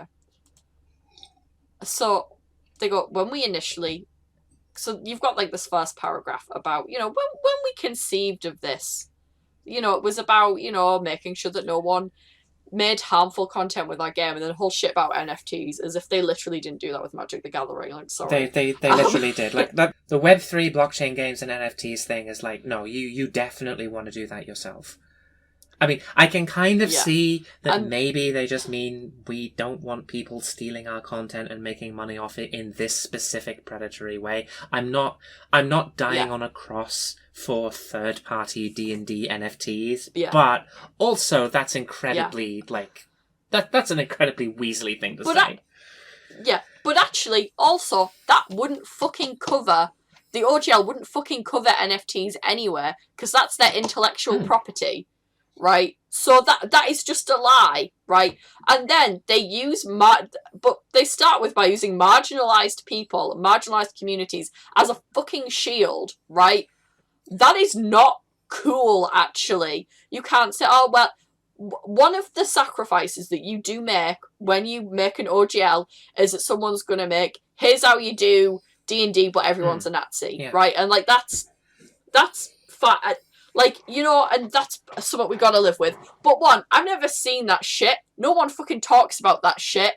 Right? I'm not saying it doesn't exist. What I am gonna say is it's not fucking popular enough that people are gonna post that around. And also, sorry, are we forgetting what they just did with the Hadozi with Spelljammer? Like,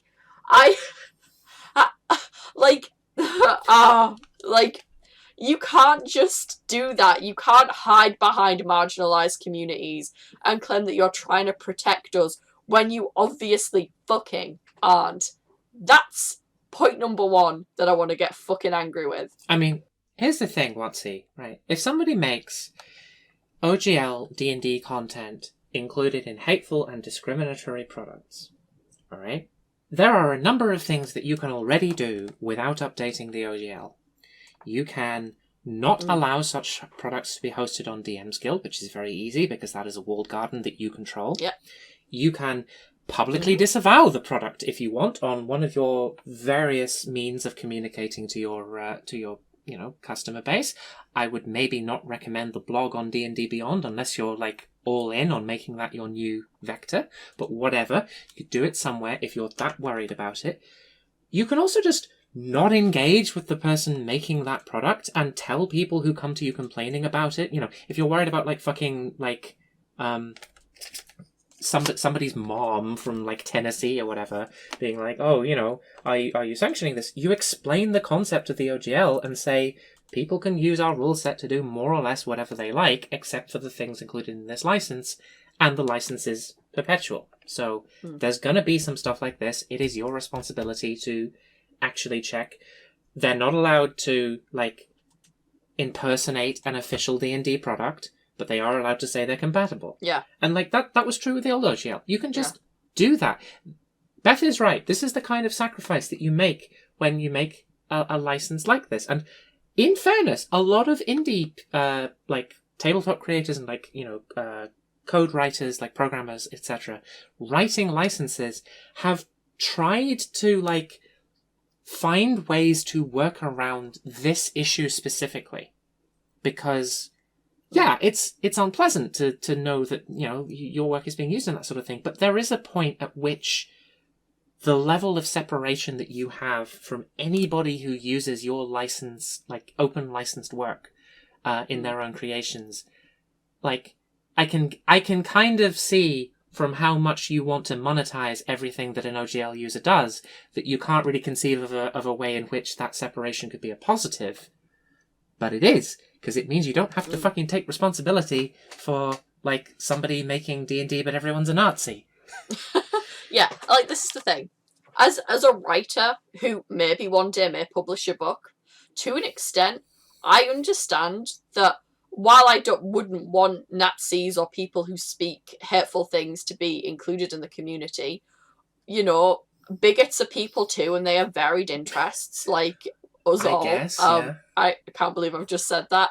Like, I guess. And it's like, while I would disavow people like that in the community, while I'd say you're not welcome here, if somebody's gonna write, like, I don't know, Nazi racist fan fiction about my universe and my characters, I'm like, well, that is the sacrifices I made putting this out within public and being, pro fan content. That is, and at the end of the day, it's always going to be a small minority of content. Like, it's never... To be clear, based on their other attitude in this document, right, that is all that point could possibly be about, is the, like, making D&D but everyone's a Nazi or whatever, because they're pretty explicit that they believe that the OGL only applies to, like, tabletop RPG content, and if anything else from the brand is being used in, like discriminatory, like, hateful property, like, if somebody's using, like,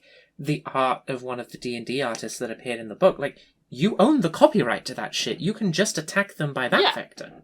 You don't have to revise the OGL. Yeah, just do that. So...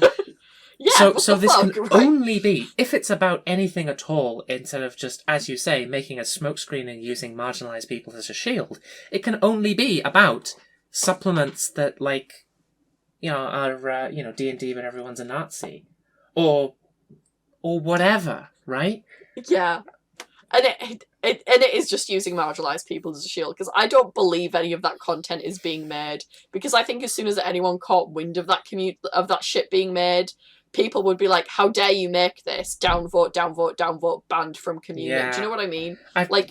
There's not a big enough player base to be doing, like, thousands of dollar Kickstarters for D&D, but everyone's a Nazi. No one wants to play that. I've never seen people. Like actual like skinhead D&D that everyone's a Nazi. I've definitely seen like proto-fash shit occasionally on subreddits. Oh yeah, they're generally like downvoted, not only because they're hateful, but also, even for the people who don't care about that, the quality is generally very bad. Yeah, so it's just not generally very popular. Yeah.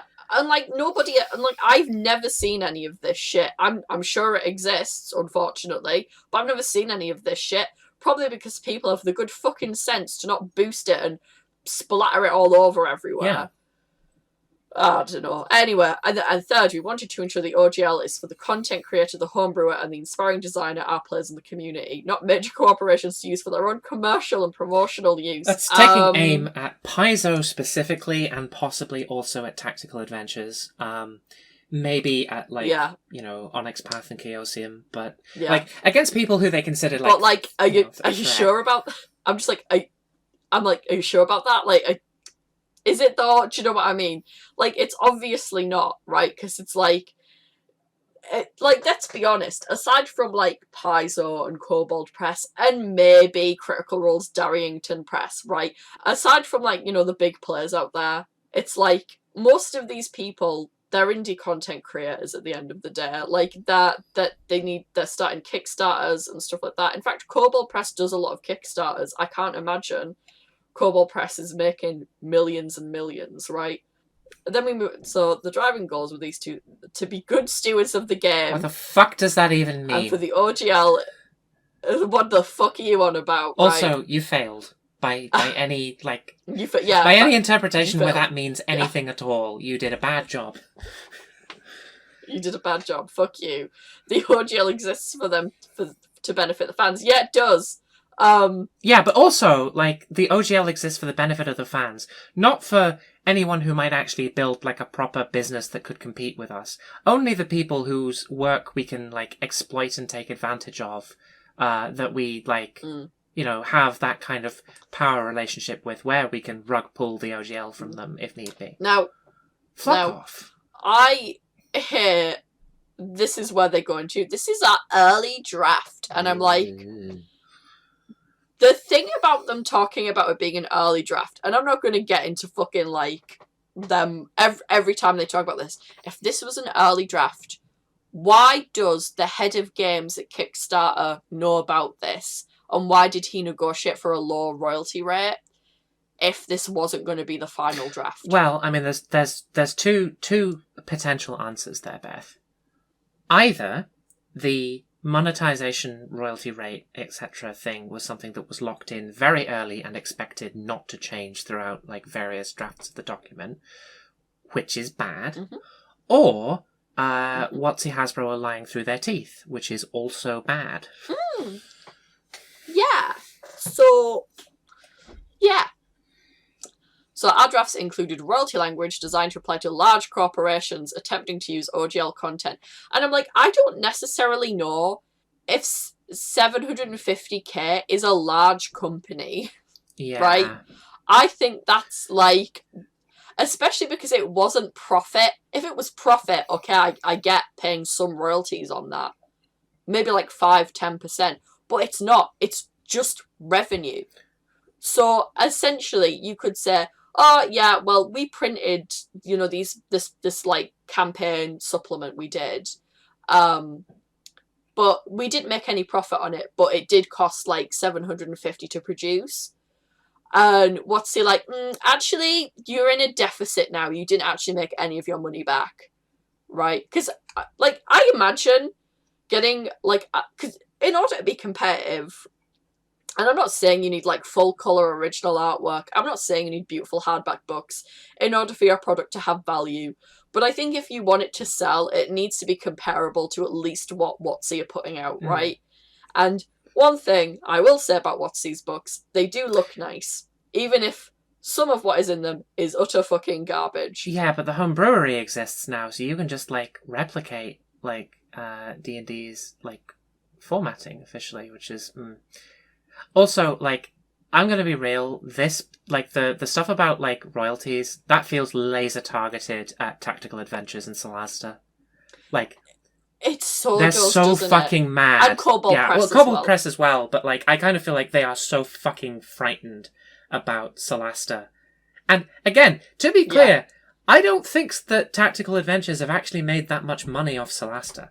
They did a Kickstarter campaign for, like, originally creating the game. The game is still, like, very janky, and it has, like, a dedicated but ultimately, like, minimal and esoteric fan base. But it's what Solasta represents that Wizards do not like, because they can't find a way to get, like, Tactical Adventures to pay rent. And if Tactical Adventures can do it, then somebody else with better production values can as well. Well, I think they're threatened by Critical Role as well. Yeah, but Critical Role's in kind of a weird place because they're sort of not... They are. I mean, you know... obviously they did Taldore and the Wildmount things, but then they actually reprinted them under Darrington Press with like a lot of the like specific D&D stuff removed from it with their own thing. Oh, that's interesting. You know, where they bland named them. Yeah. Oh. So they remixed it essentially. They updated it. And again, they've got this fucking cartoon coming out. They've got this this basically D&D cartoon coming out. You know they're fucking like losing their shit right now. Not to mention they've got statues of these characters. They've got collectibles. Like they are looking upon Critical Role with envious eyes. They're looking at that thing, right? Like... I actually thought this was still the case. Critical Role used to have a partnership agreement with Wizards of the Coast. This might well be a fucking divorce fallout on WotC's part. It really will be. This is why people are talking about this. Matt Mercer's been pissed about this as well. Like, this is why I'm saying this is like interesting. Like you know, you're not a CR fan, so I get it. No, I had missed that completely. If I go on to Darrington Press right now, keep in mind they've also done like tabletop, like they've done like board games and stuff. You know, Taldora Campaign Setting Reborn, the definitive 5th e-source book of Critical Role's Continent of Taldora. So they're redoing it, and they're going to redo Wildmount as well. Like, that is huge news, and they announced that, I think, late-ish last year. Like, that is a really big deal. They're taking what was, like, an official, like, thing published through Wizards of the Coast, and they're going, we're going to do our own version with updated stuff. And this is because, very slowly, for very good reasons, Matt Mercer's been moving away from like any Forgotten Realms elements in his story whatsoever, right? Well, which I completely I get. Like, I understand. He presumably thinks the same thing that Kobold Press does, which is maybe it's not super great to have all our eggs in this one basket. Yeah. Which is the metaphor that I was forgetting about earlier. It's not fingers in pies, it's eggs in baskets. But like, in both cases, you know, maybe Matt Mercer is one voice actor with, you know, I guess a group of friends working with him. Kobold Press is an entire publishing company. But in both cases, at both scales, I kind of feel like it's not a bad idea to diversify your portfolio. You are underestimating the size of I know Critical Role is huge, but it has like it's a different kind of company for a start, and it has like a different... It's not... It's publishing, but it's not publishing on the scale that Kobold Press is, so it's different use cases. True. But also, a lot of more of what they do is the live streams and stuff, which is explicitly like called out in this update. I'm just sorry. I say different scales because, like, Kobold Press changing their entire changing the balance of like their entire like portfolio and what they actually sell is different from Matt Mercer gradually removing all of the brand identity content from Critical Role. Totally. Even though they are of similar popularities. Yeah. But like this essentially is because Critical Role is becoming like a multimedia property, right? Like, presume that like they've got the comics and they're probably going to have novels out set in that universe. They have other DMs coming in to do like mini campaigns in that setting now. They're going to have like, again, they've got the cartoon, and I presume when they are done with Vox Machina, they're going to do season 2 and they're going to do the Mighty Nine, and then I presume after that, like, you know, if they're a big success and Amazon Prime keeps them around and keeps renewing the show, obviously, but like, I don't even think that would stop them. Like, couldn't they just find a new home for it? I don't know, maybe. This is going to be like kind of a bitchy thing to say, but I'm not particularly surprised that this frightens WotC specifically, because I don't believe that in their current position, the notion of a theoretically subsidiary venture that suckled at your teat for a while, but is now more successful than you can really use to like keep them in line, to the point where they're kind of driving, most of the attention to your brand, is something that Wizards of the Coast is unfamiliar with at this point. It's fucking like ascended teat suckers all the way down. Yeah, I mean, this is the thing as well. I think it was like back when they were on Geek and Sundry, when they left and they went independent to go on YouTube like full time, they created their own channel, and that's what the live streams were going to be on. That basically killed Geek and Sundry's like streaming service that people paid for. Like, people just stopped subscribing to it and left because they're like, oh well, we can just get Critical Role when it comes out now. We can just subscribe to their Twitch channel. Geek and Sundry has other popular shows, but nowhere near on the scale as Critical Role. Oh yeah, absolutely, nowhere near. Do not fuck up Critical Role. I think its popularity has waned slightly, but only slightly, and that is only because of the fact that campaign 2 ended and people kind of went, and that's just a post-campaign drop. That doesn't necessarily mean that they're not going to make that audience back. Maybe the same people, maybe an equivalent number of people. Yeah, I mean, I can't sit here and say, I've not finished campaign 2 and I haven't watched any of campaign 1, but I'm gonna resubscribe to Amazon Prime just to watch Vox Machina season 2, right? I am that much of a simp of it. Don't knock fucking their power. They're a powerhouse. They really are, and they're multimedia. Who's to say in a few years they're not going to make original programming and original movies? I know the bubble might burst, but I don't think Matt Smith is going to make his own system, but I think he could if he wanted to. Matt Smith. Matt Smith making his own system. Matt Smith, if you're out there and you have any interest in tabletop role playing, a real fucking steel chair out of nowhere here. I'd love it. Mate, if you're listening, come on the podcast. Let's talk. We'd roll up an episode for you if you're interested. Yeah. Come on, man. But yeah, Matt Mercer could make his own. To be honest with you, anyone who makes homebrew content, if you really wanted to and you put your mind to it, you could delve into the insanity that Alexa has and make your own tabletop role-playing game. I don't recommend it because I've seen what it's done to her, but we are going to talk about Track Dogs later at the end of the show. We don't need to talk about it right now. All right, that's a tease. Yeah, I know. Right. Where was I even fucking up to on this? Who fucking cares?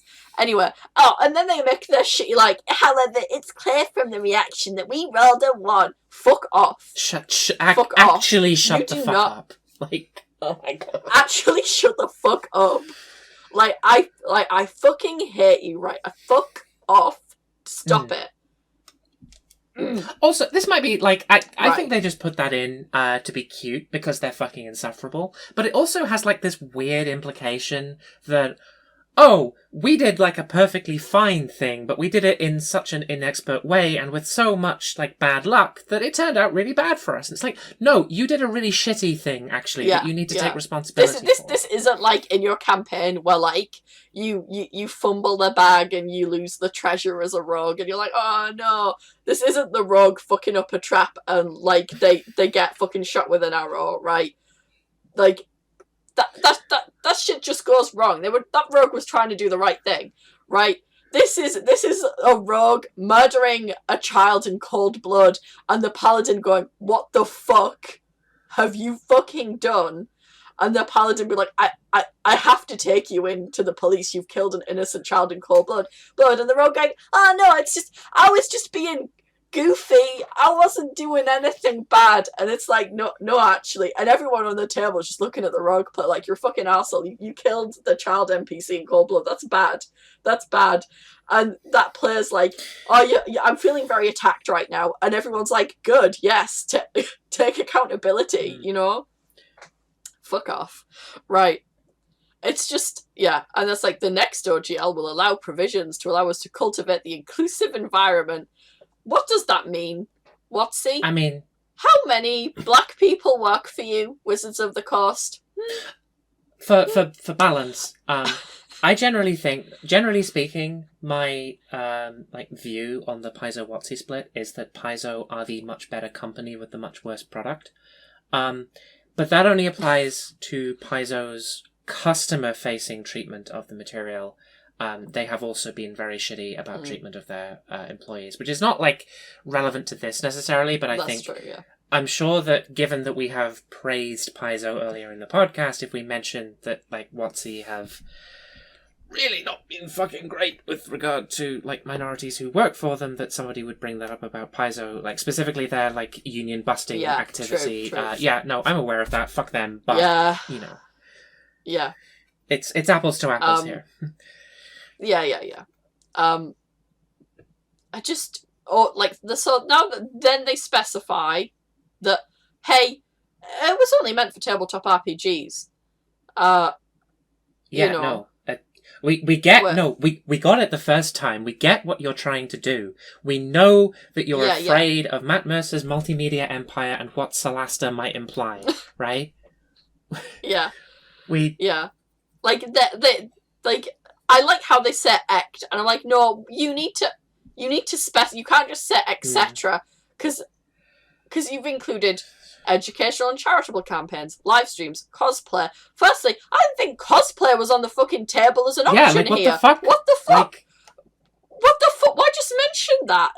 How does one dress as their D&D character or a D&D character who is not already a copyrighted piece of intellectual property by you, Wizards of the Coast, in a way that you could pursue them under the OGL? That doesn't make any fucking sense. What are you talking about? It doesn't make sense. What are you fucking on about? What are you on about? And then VTT uses, which okay, it's good that you specified that, okay?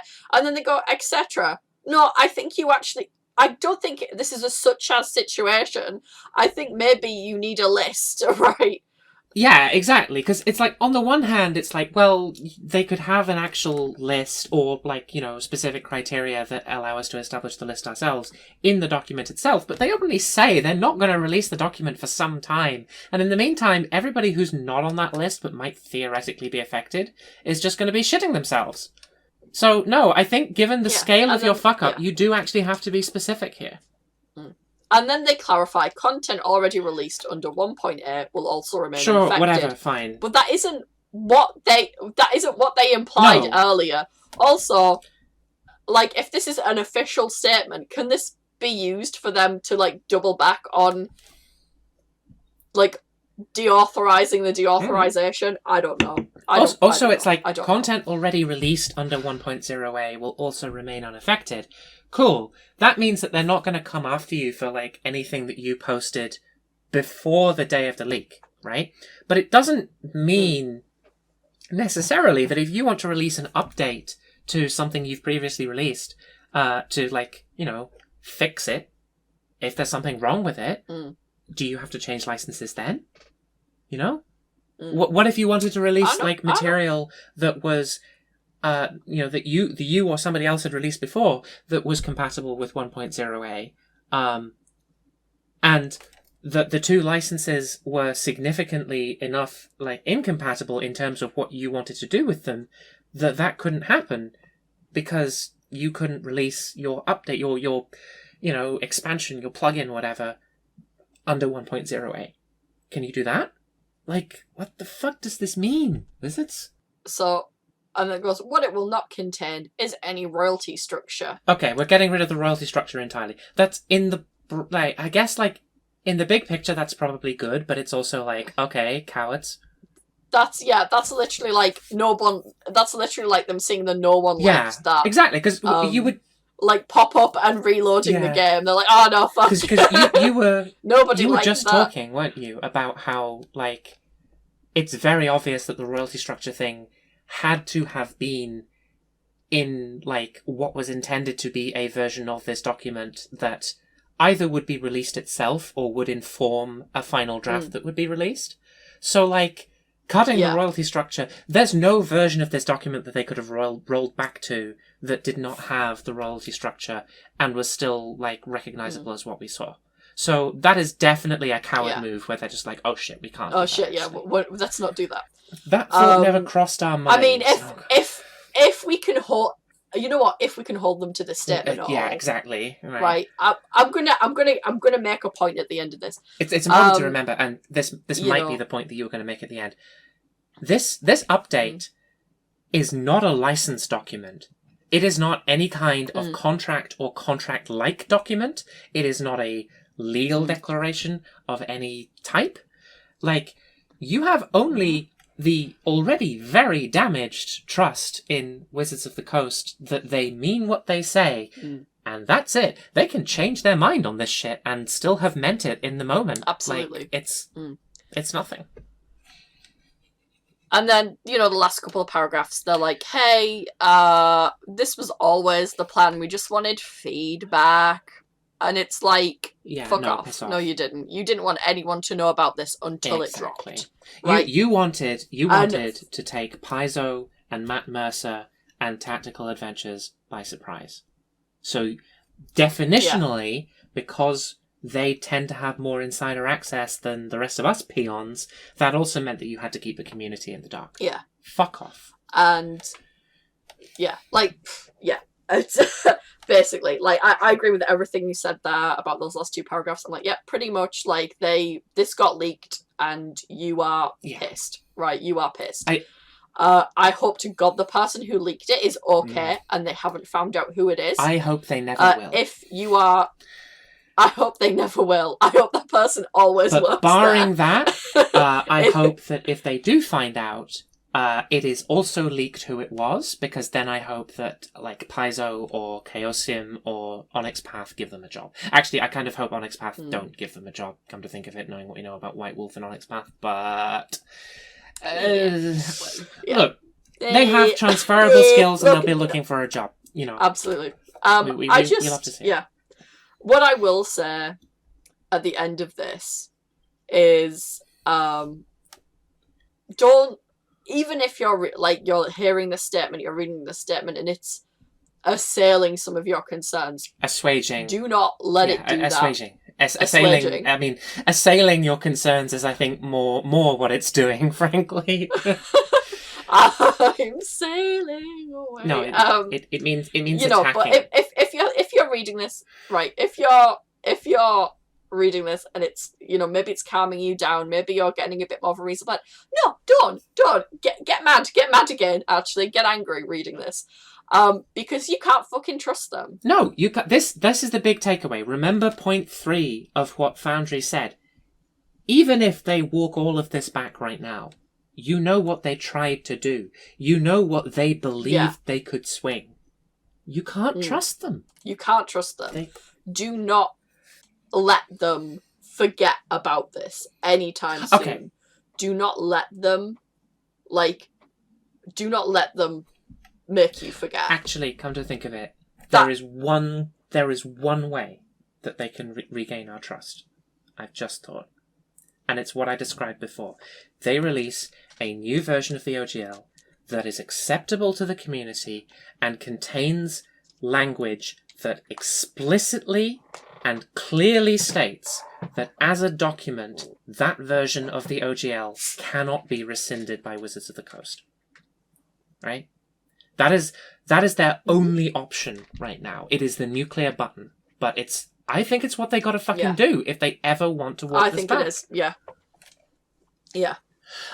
I do want to... you know... You skipped over a bit of this update that I actually do want to talk about a bit, if that's okay. Yeah, okay. So after they say it won't contain the royalty structure, it also will not include the license back provision that some people were afraid was a means for us to steal work. That thought never crossed our mind. Okay. Here's the thing. Yeah. No one... Here's the thing, right? Don't fucking say that thought never crossed our minds, because it's such a smug-ass thing to say, even if you mean it. Just don't write a document like this. But I do want to talk about this, because this is the one point that I do actually have a bit of sympathy with them for. If we take WotC on face value, that the most pure-hearted version of what it is that they were trying to do with this is the correct version, right? Those of you who follow writers and like filmmakers and stuff on Twitter will actually Mark Rosewater, the lead designer of Magic the Gathering, is an in WotC example that we can use for this. They are vociferous about not being shown fan works. If you've seen Neil Gaiman's Tumblr, he's talked about it a good number of times. I think Gail Simone talks about it. Gail Simone and Sheenan Maguire, I think, or maybe Sean Maguire. Sorry, Sheenan Shauna. I think it's probably Shaunan, but I don't know for sure. Cool account. Yeah, go check her out. She talks about it a lot. Mark Rosewater has talked about it specifically with regard to custom Magic cards. He does not want ever to be shown a custom Magic card. When these creators do this, it is not because they hate you, or that they hate your work, or that you are making like custom fan work.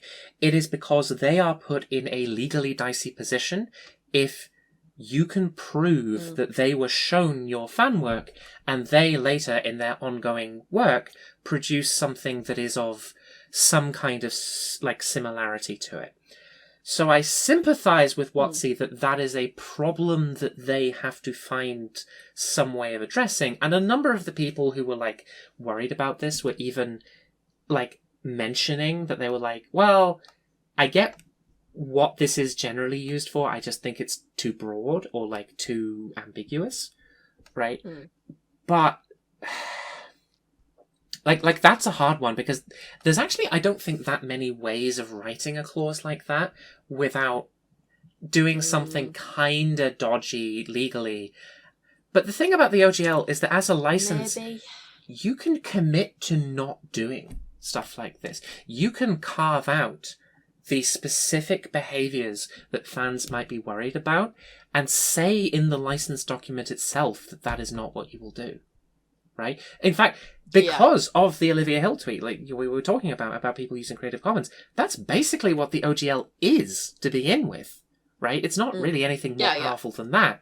So I think you need to do that. And I think also you need the rest of the license to be squeaky clean so that that's people's only beef, right? Because this is like the one point that I've seen people like willing to equivocate about. They've been like, well, yeah, no, I've seen that kind of language in other licenses, in other, like, contracts, etc.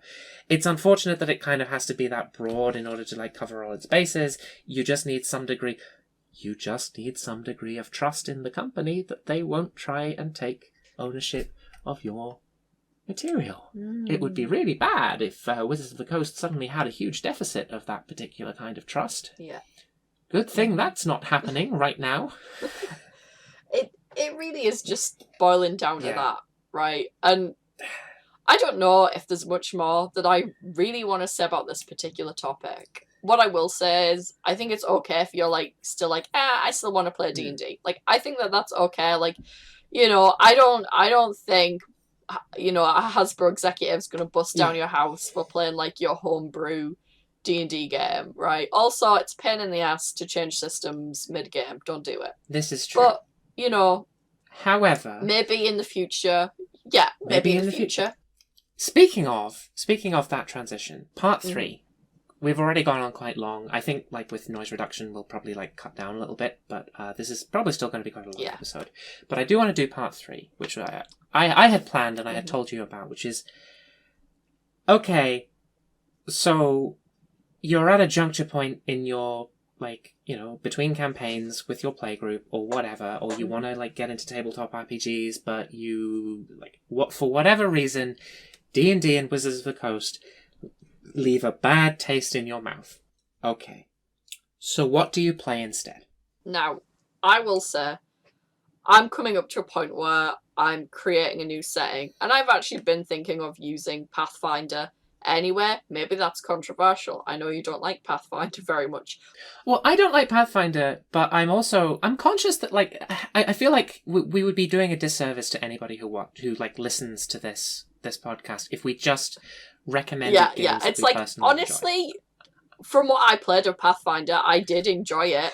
It was just in a very specific setting, and I enjoyed that, and I just didn't want to get involved with the magic system personally. At that point, I never the brain space. Here's the thing, right? Let's talk about Pathfinder, right? Because I kind of feel like Pathfinder is a good place to start when we're recommending stuff like this. Because basically, if you want D&D with the serial numbers filed off, you play Pathfinder because that's why Pathfinder exists.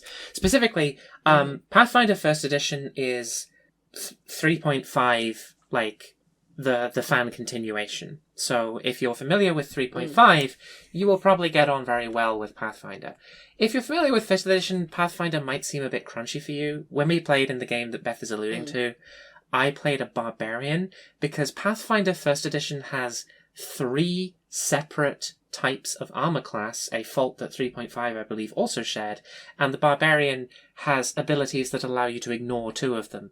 So I was like, oh, there's a whole load of unnecessary crunch in this game from my perspective. I'm going to play the class that lets me like just blaze on through it. But whatever. Yeah, but even from that perspective, because it's D&D with the serial number filed off, much like D&D where you can just pick and choose and you ignore the bits you don't like, you can just do that with Pathfinder. That Pies aren't going to come to your door and be like, I want you to use the 3 separate armor classes. And you're like, I'm not going to do that though. They're not going to do that. They don't give a fuck. Well, not only do they not give a fuck in the same way that WotC don't, but we read their statement. They're much more committed to you doing whatever the hell you like.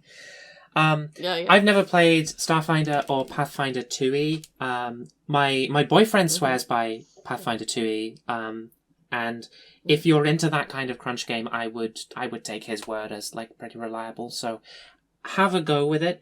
It's apparently like sort of like feat focused, so it's a little bit more like, you know, like kind of game rule block centered. But you know, it's that is definitely where to go if you just want to play D&D without actually playing D&D, right? You play Pathfinder. There's the good old reliable GURPS, which has so much stuff. Yeah, I mean, like I would never, but if you wanna, GURPS is a tried and tested, reliable. There's Cortex, there's Fair. I mean, we're gonna. I had a structure for how we were going to talk about these, Beth. And you're kind of like rolling off like a number. I'm so sorry, but there's the old reliables out there. Well, I mean, let's get into that, right? Okay, so here's the thing. From my perspective, because Beth is one of these people who, kind of needs to be in a certain mood, I think, to really engage. All right, kind of needs to be in a certain mood that she is not often in, but which I have seen her be in. Do not lie and be like, you're so stuck in your ways you won't learn a new system. But like learning new systems is hard, especially if they're dramatically different from like the kind of system that you're familiar with. Like, by way of comparison, right? I play a lot of Magic the Gathering, which is also a WotC property. My girlfriend showed me Flesh and Blood recently. Flesh and Blood is really fucking fun. But a lot of the reason why it was very fun was it was very easy for me to pick up because it uses a lot of the same kind of like rules cadence that Magic the Gathering uses. It's a different game, kind of, with like a different kind of focus as to what it's actually simulating.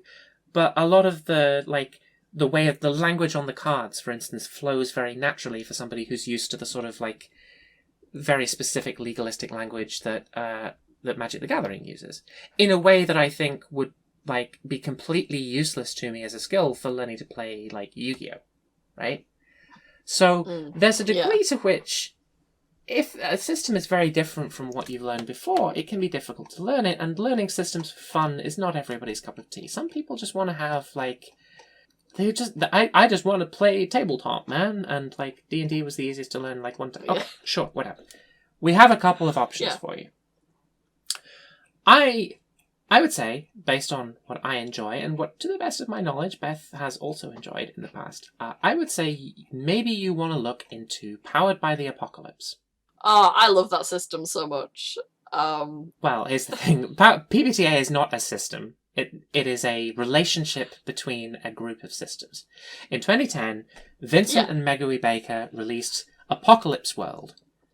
I've never played Apocalypse World. By all accounts, it's fine, but it's kind of been overtaken by things that have, like, used the medium since. there's a whole load of games that take Apocalypse World's, like, principles, let's say, and, like, basic design structure, and apply them to, like, a completely different thing. And generally speaking, the qualities that they have in common are they all use 2d6 to, you know, as the only dice that you need. They are fiction-first games, which means that you're mostly doing freeform roleplay until something happens in the fiction that triggers one of the game rule, like, segments that is, like, they're called moves a lot of the time in PBTA games. Yeah. And then you follow what the rules say, maybe you roll some dice depending on what kind of move it is, and then you're back into the free flow of the fiction.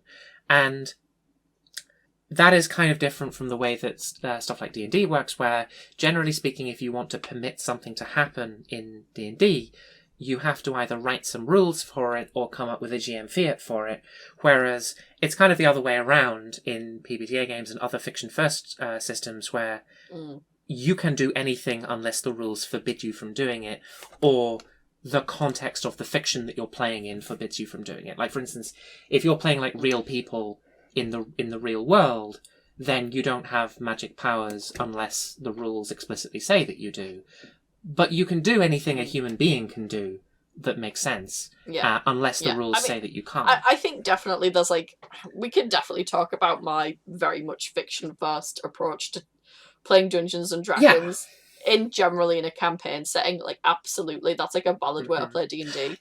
And I think definitely if you value fiction first, like, any Apocalypse World system, so Apocalypse World vibe is, you know, and some of them are more fiction first than others, like, you know, the sick fucks every week, and I mean that affectionately, the sick fucks every week who get together and will play, like, a Monster Hearts game. It's like, you know, love that for you guys. But that's a very fiction first, that's extremely fiction first. That's like, I think I've watched Monster Hearts games and there's, like, 2 roles in the entire game. For sure, there's a degree to which you do have to be engaged. But let's talk about PBTA, because PBTA games, now this is important, a lot of people coming from D&D don't understand this.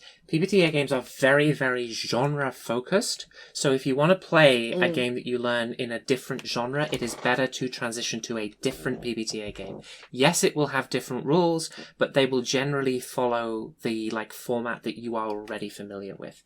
Because the benefit of doing that is that you're able to have things that are much more specific to the genre you're simulating happening. So, for example, I would say that a PBTA game that a lot of people are familiar with because of Season 2 of the Adventure Zone is Monster of the Week. Now, in fairness, although it's my favourite Taz campaign, Amnesty was not actually people playing Monster of the Week very well. Monster of the Week has some particular ideas about, like, how that... It came off fine. I think a lot of the time with Taz, the thing is, they use the system as, like, a means of running the show, rather than comporting, like, the... Because, like, the show's the thing, and in fairness, that's what makes them the money, right? So, I get it. Anyway, Monster of the Week is designed very, very specifically to simulate like a monster hunting Monster of the Week show, like Buffy the Vampire Slayer or Supernatural or Gravity Falls or possibly something like Primeval or Torchwood, right? If you just want to run like a sort of generic, like, urban fantasy type game, you're going to run into problems where, like, the central structure of Monster of the Week just doesn't support that. But that doesn't mean that you can't, like, pick up and go over to Monster Hearts, right? Where you play, like, sort of supernatural, like, teen intrigue type stuff, and have a lot of what you learned in Monster of the Week just come over wholesale, because most of the rules are not actually that different. If you are interested in... Okay, this one's going to come with a caveat. If you are interested in playing a PBTA game, but you want to start with, like, a sort of D&D similar thing, because that's what you know, you can play Dungeon World. Dungeon World is highly acclaimed. It has a lot of, like, introduction to PBTA, like, circuitry material. So it's kind of a good place to start with that. And in fact, I've seen a lot of people on the Monster of the Week subreddit direct people who are confused about like PBTA in general and fiction first role playing to materials that were originally created for Dungeon World. However, if you are swearing off D&D because of Wizards of the Coast and their bad behavior, it is probably like pertinent to tell you that Dungeon World was created in part, if not in whole, by Adam Koebel, a extremely cancelled man. Let's put it this way. Listen.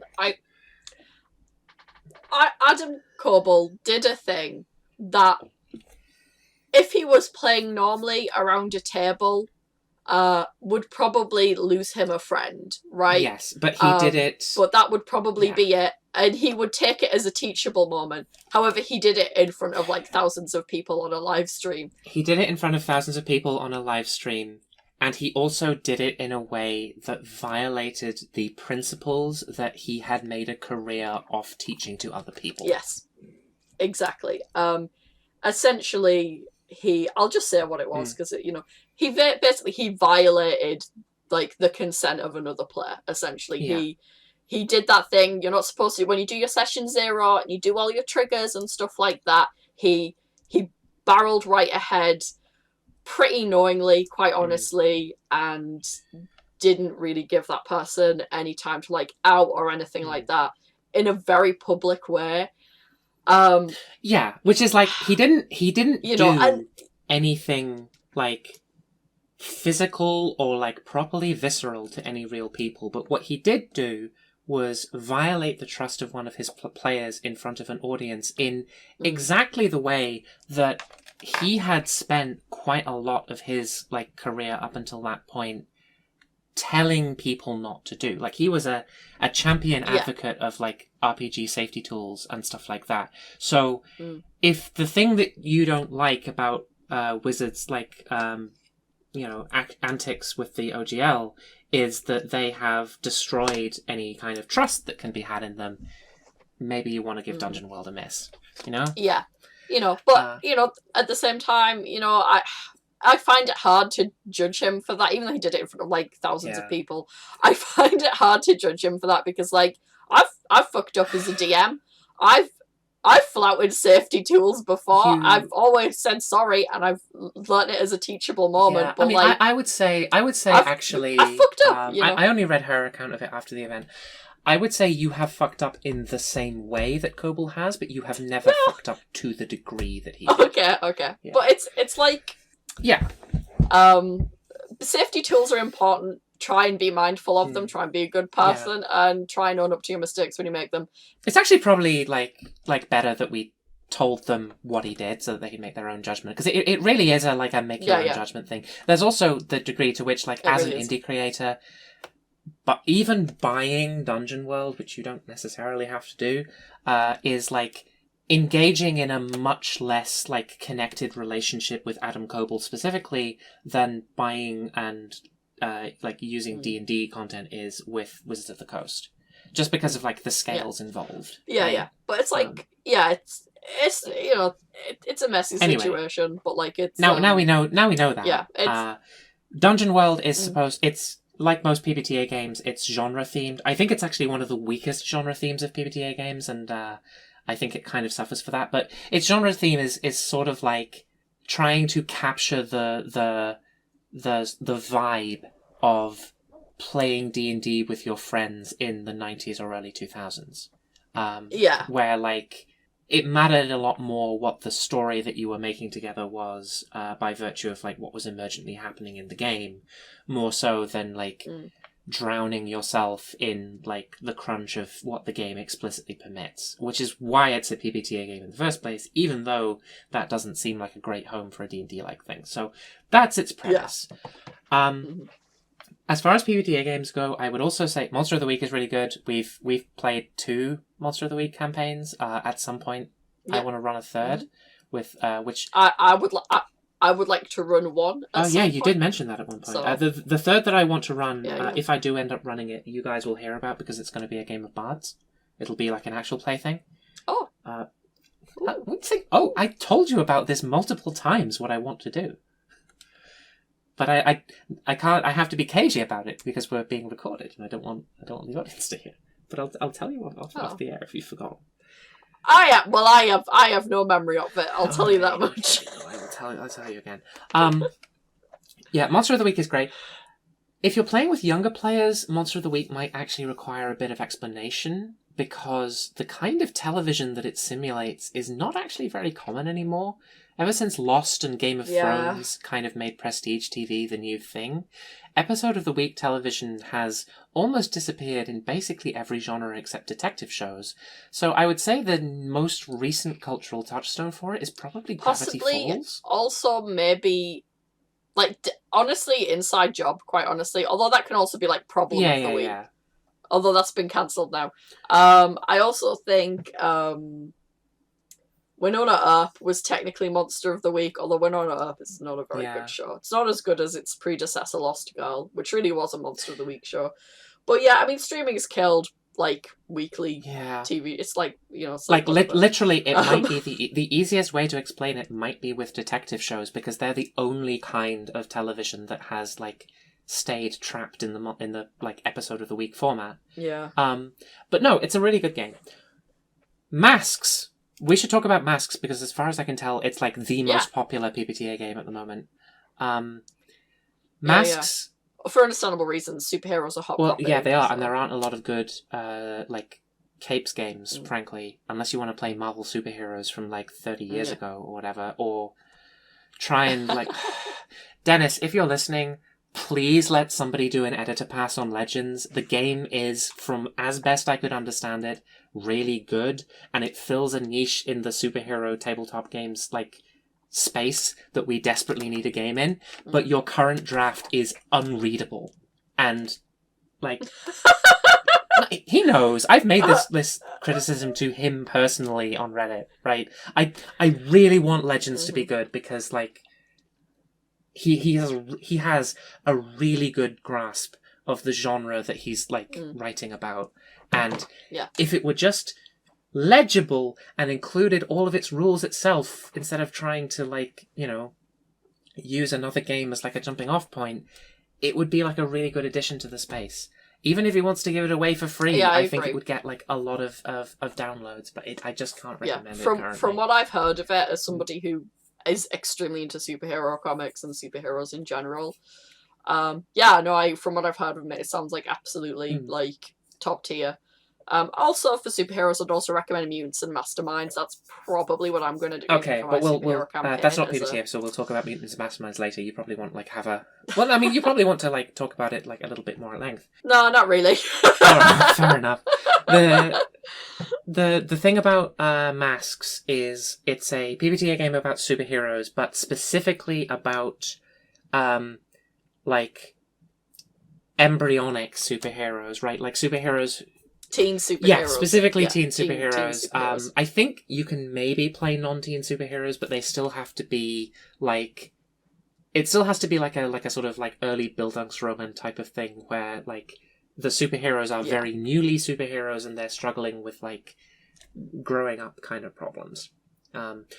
Which is a very specific remit. Masks does it very well, but because there aren't a lot of other superhero games in the space, it tends to get like pulled into shapes that it doesn't really like need to be in. So that's kind of the thing to watch out for. But I've never played Masks, but by all accounts it's really good. So if that's the kind of thing you're interested in, by all means check it out. Talking about PBTA, it would be remiss of me to avoid speaking of the elephant in the room. So when I did the update video, right, which, again, I can't see on the House of Bards YouTube channel, so I don't know if that ever actually went live. But let's imagine for a moment that it did. In the video, I say that one of the reasons that we're taking a hiatus is because I am making a tabletop game. And I am. 2 years later, I still am. Work progresses slowly. And one of the reasons work progresses slowly is because I need constant feedback in order to rapidly prototype what I'm working on, and we have kind of a dearth of playtesters in our playtest server at the moment, so I will be dropping a link to both to the playtest server and to the like itch page where you can actually kind of see what the game is about. I'm going to explain that in a minute, but just so that you can like see why it would be interesting. Track Dogs is a Powered by the Apocalypse game about train pirates. It is set in a post-apocalyptic future where most of the surface of the Earth has been covered in an enormous expanse of old-growth forest, crisscrossed by embankments and bridges containing railways that are maintained by a large, powerful, mostly nanobot-based god computer that human beings of the time do not really understand, but humans ply the cedar, as it's called, the 7 cedars, in their like trains. And it's basically like an Age of Sail game, like with an adventure kind of theme, except it's like the ships are trains, and the pirates ride on them, and it's like set in the future. It's campy, it's silly, it pulls a lot from Sunless Sea and Sunless Skies to an extent, although I've not played as much of that. From things like Sid Meier's Pirates. And from Mortal Engines, from Philip Reeve's Mortal Engines, a lot of the sort of kind of aesthetic comes from that kind of place. If you are interested in playtesting that, come along to the Discord link, which will be in the description, and I will probably have been like flashing it on screen during this. We are running a West Marches style playtest, which means you do not have to be there regularly every week, and what day the testing is on is decided like every week at the beginning of the week, because I can't do Mondays. So generally speaking, it does default to like a certain number of days, but ultimately it's going to be whatever you all agree on. You don't have to be there every week. Your characters like drop in and out as per usual. This is not a form of play that will be supported in the final game, but given the circumstances, because I want to test with a lot of different playtesters and test like the same like aspects of the same playbooks that are otherwise mutually exclusive in multiple different contexts, we have slackened the rules a little to permit that at this stage of testing. So please do come along, have a look at Track Dogs. It's really shaping up to be something special. It has in the past been a little bit crunchier in some areas than other PBTA games, but the next update that I want to push out will address mapping in a way that I hope will like make it a little bit less crunchy, or at least it'll have a sort of like crunch once kind of approach where you have to do all the maths one time, and then all that information is just like recorded and easily visible so that you don't have to do it again, and like the game can go faster. From what I have played of it, although I haven't been playing a lot of it recently. I've been trying to. You've been seeing me. I've been seeing you. You've been committing when you can, but you're very tired sometimes, and you have a job that like keeps you out of this kind of thing. But there is one move in the entire game that was written for Beth specifically, and I don't know if anybody who plays it knowing who she is will be able to figure out which one it is. I know. In fact, I played that class initially, and then I was like, "You need to nerf this. It's too pro gremlin." But it's like because you're a gremlin, you're effective at playing it. Not everybody's going to be like that. I'm not yet convinced that it's okay. True, it's true. Oh no! Wait, no. You told me to do the nerf, and I did do the nerf. It was a numeric one, but like it's still a very good move. Like. Yeah, it is. I was like maybe just a +1, like instead of a +2, because it's. There you go, folks. It involves a +1. So take from that what you will. I think it is a really good game. Alexa's got a really good understanding of what she's doing, and she's made something. I mean, really I do special, now. and I'm very I proud didn't of at the her. start. Here's the thing, right? Like. Again, in the update video, which I'm not certain actually went live, I was saying the podcast isn't dead because we'll do an episode when Track Dogs comes out where I do basically a post-mortem on it. So if the game ever comes out, you will hear it. If you want to hear that episode, come to the playtesting server and help me make the damn game. You know? Because I will talk us. about the whole thing Join about us. how like the game was crap when I started because I didn't know what the theme was about and that sort of thing, right? I will go into depth about creating track dogs because I fucking love this game. I've given a lot of my time to it already. Maybe not as much as I could have done on any given day, but over the course of these 2 years, like quite a lot of time. I really want to see it come to completion. It started as like a dumb joke that I just imagined a cover for, like long before I'd ever heard of Powered by the Apocalypse. And then I played Monster of the Week and I was like, I want to make track dogs in PBTA. And I have done. The game is coming together. A lot of the basic like core gameplay loop is complete at this point. Might need editing, but like the game is playable, right? So there's just a lot that I need more feedback in order to make like properly. So playtesters, please, if you're at all interested in what I've said, then like by all means, like join the Discord. We also have roles for people who are not involved in playtesting. So if you just want to see the development updates to see how I'm getting along, you can totally join the Discord and I will give you the red role and you can just like look at those channels without ever actually being asked to participate. If your like timing doesn't work out for any of that stuff, it's fine. All aboard. All aboard, indeed. That's what train conductors say, right? That's not shit, man. It's definitely what they said at some point. I don't know if they say it still. I think they do. Yeah. Anyway, but it's also a game where the trains are ships, right? So like it would work like either way. I kind of feel like that's probably all I want to talk about PBTA wise. Like there are other good PBTA games. We've played Worldwide Wrestling before on this channel, in fact. But the like, I enjoyed it. unfortunately, that particular game of Bards, the audio is like fucked up, so I don't know that it's actually particularly watchable. Maybe we should play Worldwide Wrestling again at some point. But no, there's stuff like that. There's stuff like Monster Hearts. You know, there's a whole lot of different things. If you're interested in making one of your own, there is a free game called Simple World, which is more or less a PBTA SRD, right? And and as far as like licensing goes, Vince Baker is remarkably chill about this whole thing. To the point where some of the things he says imply to me that he doesn't even believe that he has any recourse against Powered by the Apocalypse games that like, or at least that if he does have recourse, it would only be to tell them to stop using his game's name. That he can't like, really, which might be the same with WotC. It's a good, easy, simple like game tradition to get into. There's a whole load of very, very good games in a whole load of like fun genres.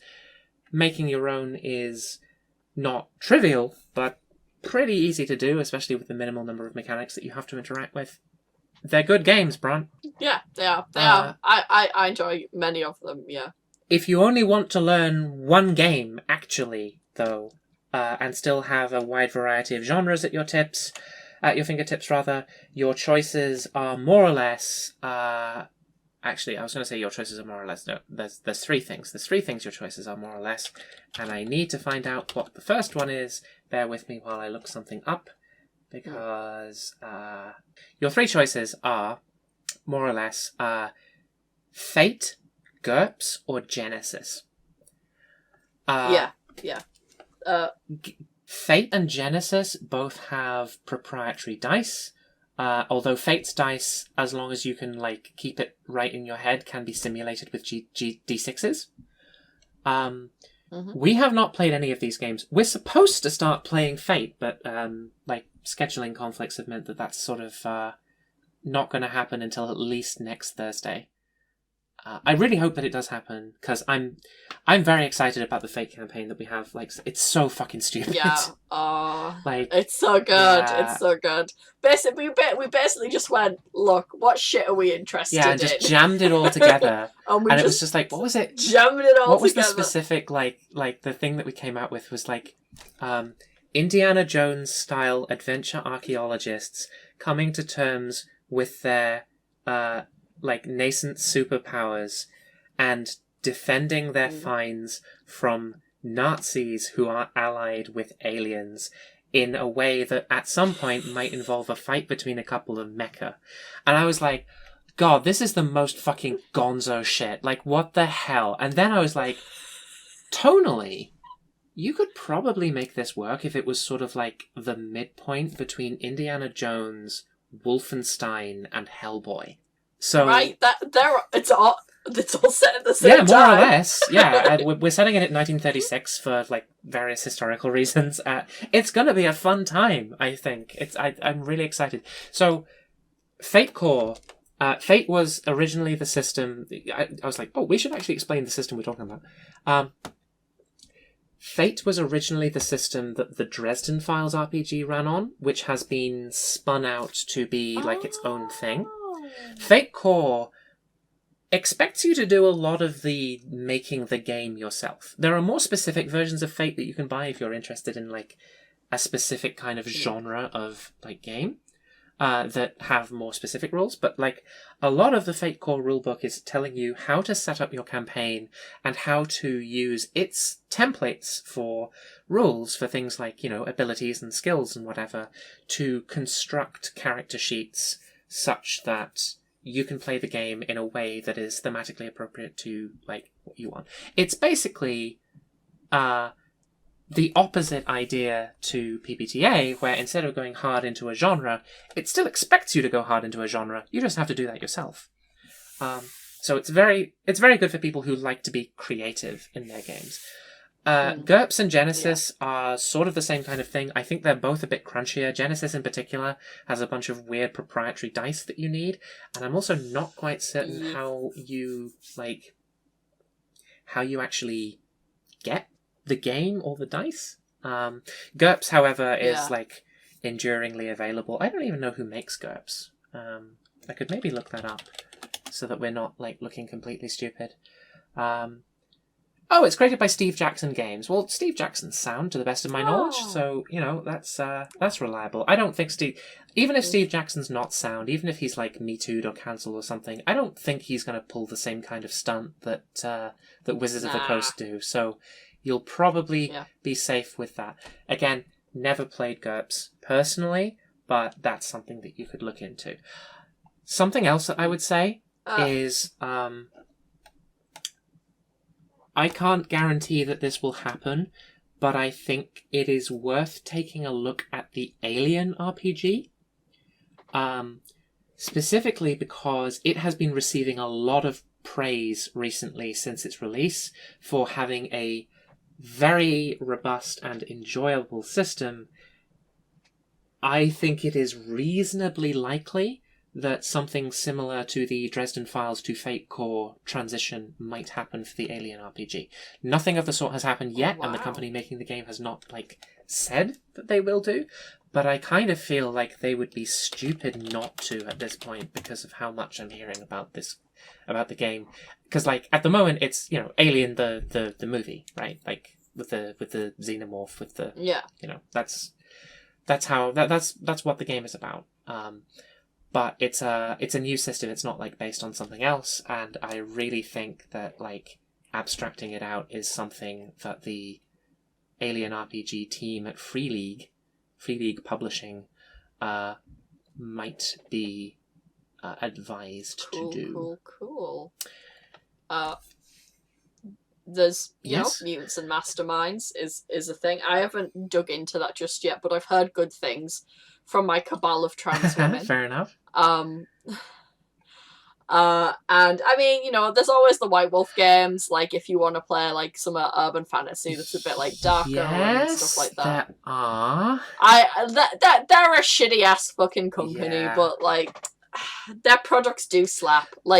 We all know it. It's true. I would say, look, I kind of think that given the attitude towards publishing that White Wolf and Onyx Path have taken in the past, more so obviously than WotC, but I think less so than most of the other publishers on this list, can you trust them to not pull some kind of similar bullshit? Yeah, true. But I feel like you know, like, I feel like you're remiss to mention. Well, yeah, them, really. I mean, like, yeah, we should mention them. It's just, you know. like, look, if we've mentioned Dungeon World, we should mention the White Wolf games. Yeah, we this is true. I think you're right for sure. Yeah, if we've mentioned Pathfinder, we should mention the White Wolf games. Like, you know, like let's be BBC impartial about this, you know, by giving undue amount of attention to the Tories and being overly critical of Labour. For sure. And completely, yeah, for sure. Liberal Democrats who? Exactly. But yeah, like it's it's, you know, look, there's plenty of stuff out there, and, you know, who knows what Kobold Press are going to make. That might end up being really good, you know. This is true. We have not seen basically anything about Core Fantasy or Project Black Flag. There is also Chaosium's BRP system. BRP is the system that Call of Cthulhu runs on, but you can also get it as like an abstracted, like, just game unto itself. So that is an option. There's a whole load of Cthulhu games, by the way. There's like Call of Cthulhu, there's Trail of Cthulhu. There's like the Gumshoe games, which take a different attitude to Call of Cthulhu, to like detective investigation. I have a Gumshoe game. It's called Casting the Runes. It's like Call of Cthulhu, except instead of H.P. Lovecraft, it's based on the works of M.R. James and like other more like traditional early like 20th century horror writers. I'm still deciding whether I like it. I've only really run it like once, because, you know, I run it at Christmas, right? Because A Ghost Story for Christmas was like the thing that M.R. James did, but it means I don't get to run it very often. Yeah. But there is a new book of pre-made adventures out. This is like the one context in which I will run pre-made adventures, is like games like Call of Cthulhu and whatever, like quote-unquote mystery games, just because I'm less like confident with being able to like write a thing on myself. Monster of the Week is not a mystery game. Like, it calls its like episodes mysteries, because technically there is a bit of finding out involved. It is not a detective game, and if you try and run it as one, it will find you. But yeah, there are all sorts of games. As you know, if you really want to, you can play Blades in the Dark. Let's talk about Blades in the Dark, actually, because that's another one. So we're transitioning to Fate after coming off Blades in the Dark, and it turns out none of us actually liked Blades in the Dark, or more accurately, 3 of us didn't like Blades in the Dark, and 1 of us likes Blades in the Dark but does not like the way that we ran it. But given we all disliked it for different reasons, I don't know that we can count out Blades in the Dark entirely. Yeah. Blades in the Dark is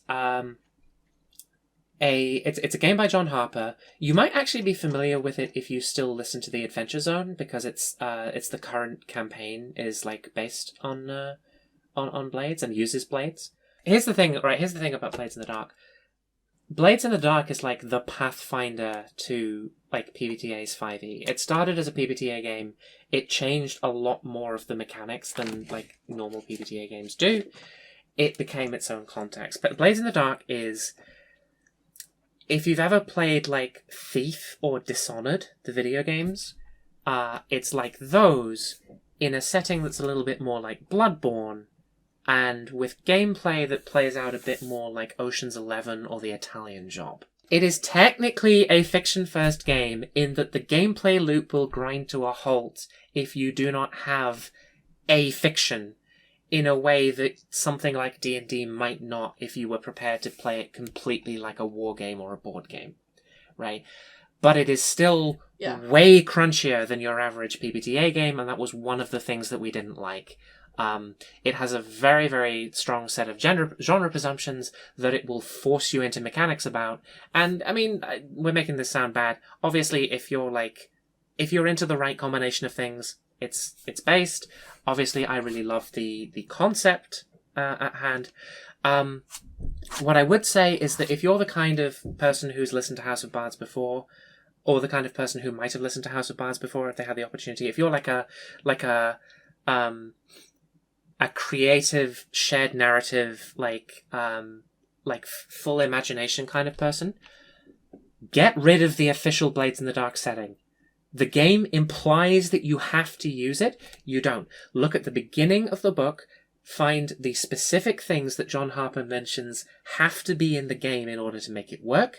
Think of what your equivalents are going to be to those, to like get your players to not do the same thing. Like, for instance, there's got to be a way of preventing the scoundrels from leaving town, because otherwise they would just do that and let their heat blow over. Like, make a checklist of all of those things. Make your own setting. The weird, like, forced official setting is, like, very demoralizing because it's very difficult to play it naturalistically. There's simultaneously too much information and not enough information provided about, like, all of the material, so you'll always feel like you're making mistakes, but also allowed to make mistakes because you can make up whatever you want, but also kind of unknowingly making the mistakes because you actually don't know what's in the setting. It's a terrible time. Make your own setting. That's what the Adventure Zone have done, you know? Apparently their setting has something to do with, like, a weird carnival. Smart lads. Lads. I just we did not enjoy. I just didn't get we did not enjoy Blades in the Dark, but that doesn't mean that you won't. So I will say I think it's a very well designed game. I think it's clear that the creator of the game put a lot of effort into it. I think it is a very well designed game, and if you love that game, it will absolutely be one of your favourite games of all time. But I will give you a swirly and push you in a locker. I'm sorry. I just will. I think you're a fucking nerd. The other thing about Blades in the Dark, I guess, its selling point is that it takes players straight into the action, it elides complex planning before doing jobs, and it uses a flashback system to let you retcon certain parts of the fiction from before the score, the heist, started, in order to, like, make it so that you're not completely unprepared, and there's a resource system attached to that, and so on. Which Beth really didn't like, but if that's the kind of thing that sounds like you would enjoy it, then by all means, try Blades in the Dark. Blades in the Dark also, much like Apocalypse World before it, became its own context, and has a number of other games that are forged in the dark, in that they work like Blades in the Dark. The most famous one is called Scum and Villainy. Scum and Villainy is like a Firefly type thing where you're, like, in space and traveling around to do slightly criminal jobs. There's also, like, an up and coming hack called Band of Blades, which is about you being part of a defeated army traveling into the mountains to make a final stand at a mountain pass. So check those out if you're interested. We weren't. But, we really tried, because I love the concept. I was just like... I do love the concept. It's like Dishonored, it's like Thief, and I'm like, oh, cool, I love those games. It's like Ocean's 11, I love that movie. Yeah, but it's just... There's too much about it that's not quite for us. But it might be for you. Yeah. You know? I'm not trying to be judgmental here, because, like, I kind of feel like we're doing people a disservice if we just recommend, like, all the shit that we like and not, like...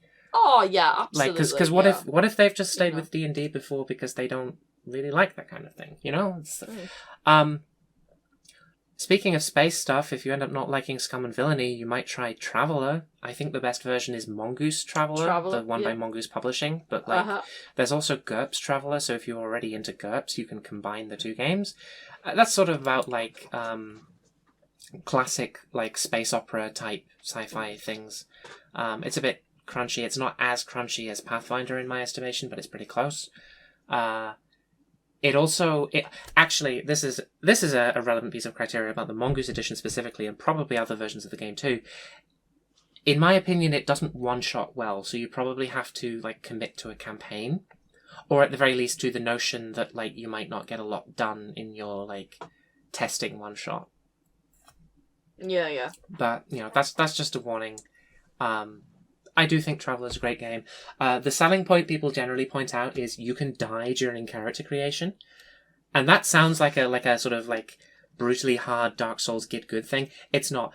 I actually really love Traveller's character creation. I think it's such a cool way of doing things. And one of the benefits, actually, that it has is it tends to produce player characters who are a much broader variety of ages than your general, like, collection of able-bodied, probably under 25 D&D characters. I think I ended up making, like, when we did it, I think I ended up making, like, a kind of skeezy car salesman type guy in his, like, 40s, and he was, like, doing it as part of his, like, midlife crisis or something like that. I still remember that. It was a long time ago. But yeah, he was sort of like a skeezy old Gil type. I technically, I mean, Gil would have to be like re-rolled because I technically like redid everything for the next time we played Traveller, and I have a Traveller setting, right? Because I didn't like the default one. The default one is kind of like 40k played straight. It's not great, but you don't have to use it. Yeah, I have a Traveller setting called Exodus, but I've not really like done a lot with it. Oh god, I've completely sparked on games here. There's Cyberpunk Red, I think, is their new system of Cyberpunk. Yes, you could like also Cyberpunk? you could also, if you can get hold of them, play any of the old Cyberpunks. Absolutely, yeah. yeah, And then there's Shadowrun. I love Shadowrun. I know, even though it's quite crunchy, I do think Shadowrun can be a fiction-first game if you try a lot hard of enough. games can, right? Like even D&D kind of can, although you really have to like hack apart what the game is intended to do in order to like make it work that way. But you can make it work. 7th Sea. Let's talk about 7th Sea. I have only ever played 7th Sea once, and I fucking love it. I kind of feel like I shouldn't recommend 7th Sea because it's a pirate game, and I'm like, no, if you want to play a pirate game, come and play my game, please. We need playtesters so bad. Yeah, but it's different because your pirates are on This is true. tanks. 7th Sea's pirates are also in a fictionalized version of real life where all the names have been changed, but they are in traditional like boats. I remember playing a 7th Sea game where, by some curious oversight, nobody in the crew shared a language. There was nobody who was completely lexically cut off. Like, for every given crew member, there was always somebody who spoke a language that they spoke, but there was no shared common language between the crew. It was amazing. 7th Sea was, up until very recently, actually quite difficult to get hold of, but Chaosium have reprinted it. There's a new edition, but they also sell first edition if you want to play that instead. And there is also, I believe, a wuxia version called 7th Sea Kitai, which you might try out if that's the sort of thing that you are into. I just remember having a lot of fun playing that. You could potentially also play the Warhammer games. Games Workshop are kind of a shitty company, but not in the specific way that the Wizards of the Coast are. I just think it's funny that they went into business with Funko Pop and the price of their plastic went down. Incredible. That's funny about Games Workshop. Yeah. Yeah. Funko Pop was like, you ain't been doing this right. Let us teach you. Yeah. Yeah, for real. Your plastic's too expensive here. Let us help you. Yeah. I think I'm struggling with like what else we have to hand. You could still play D&D, frankly. I know that there are definitely people whose like custom D&D setups have become so arcane and esoteric that you could probably pull 5th edition out of the middle of it and slot in like a different system and have like, as long as it was a similar enough system, like have it like broadly work. You know, you have options is the thing. Sure, it's stay the course. If you're actually into D&D, right? Because I did see a post about this, about how it can be condescending to like tell people to not play D&D, right? Especially when that's like generally what people at their LGS are like interested in playing, because it's sort of like it's the like the chicken korma of tabletop, right? It's like if you're not sure what kind of thing people like, you're going to play that, especially if it's going to be difficult to have them to have an opinion. Yeah, and as well, it's as I said, it is. If you are playing a game and you are in the middle of a campaign, it's a lot of work for a DM. Like, this is kind of why I want to bring back House of Bards. There are so many more topics to talk about, but it's a lot of labor for a DM to like, free labor. You're not fucking paying your DM. I know you're not. If you are paying your DM, please do not, because it creates a relationship between you and the DM that is like, unless that was how you met them and you explicitly contracted them for that, that is like not ideal in terms of like the power relationship there. And it's a lot of work for a DM to do that, and it's gonna mess up things. It's gonna change how certain characters function. It's a big thing to ask them. I mean, they did this. Not to imply that I know like anything at all about Critical Role, but they did that with the first campaign of Critical Role, right? They transitioned. They transitioned from Pathfinder to like D&D 5e, and to put it frankly, it did cause some problems. Vax'ildan. It gave him super speed. Yeah. He was an unstoppable death machine. It made Vex like kind of shit because the equivalent the equivalent D&D 5e Ranger subclass to her very powerful Pathfinder Ranger subclass, A, was not very good, and B, had a much more like mortal animal companion, so she ended up playing very defensively in a way that a lot of fans did not like, which like turned people against Laura Bailey a bit, which I felt was not fair. It also removed the subclass that I don't remember any of the characters' names. Description. What did this character do? The white-haired, like round glasses. Percy. That's it. It removed Percy's like subclass entirely, which meant that like Matt Mercer had to produce some homebrew for it, which I saw the initial draft of, and it was not very good. I think having some professional editing to hand with the publishing that they've done more recently has really like boosted the quality of the stuff coming out of Critical Role. I will say it's basically weird because you look at Percy, he's basically a hexblade, but instead of a sword, it's a gun, right? If you know, he's a hexblade, but like. Well, I'm pretty sure the hexblade like wasn't out at the time that they did that, though. They were like quite. But yeah, like on. you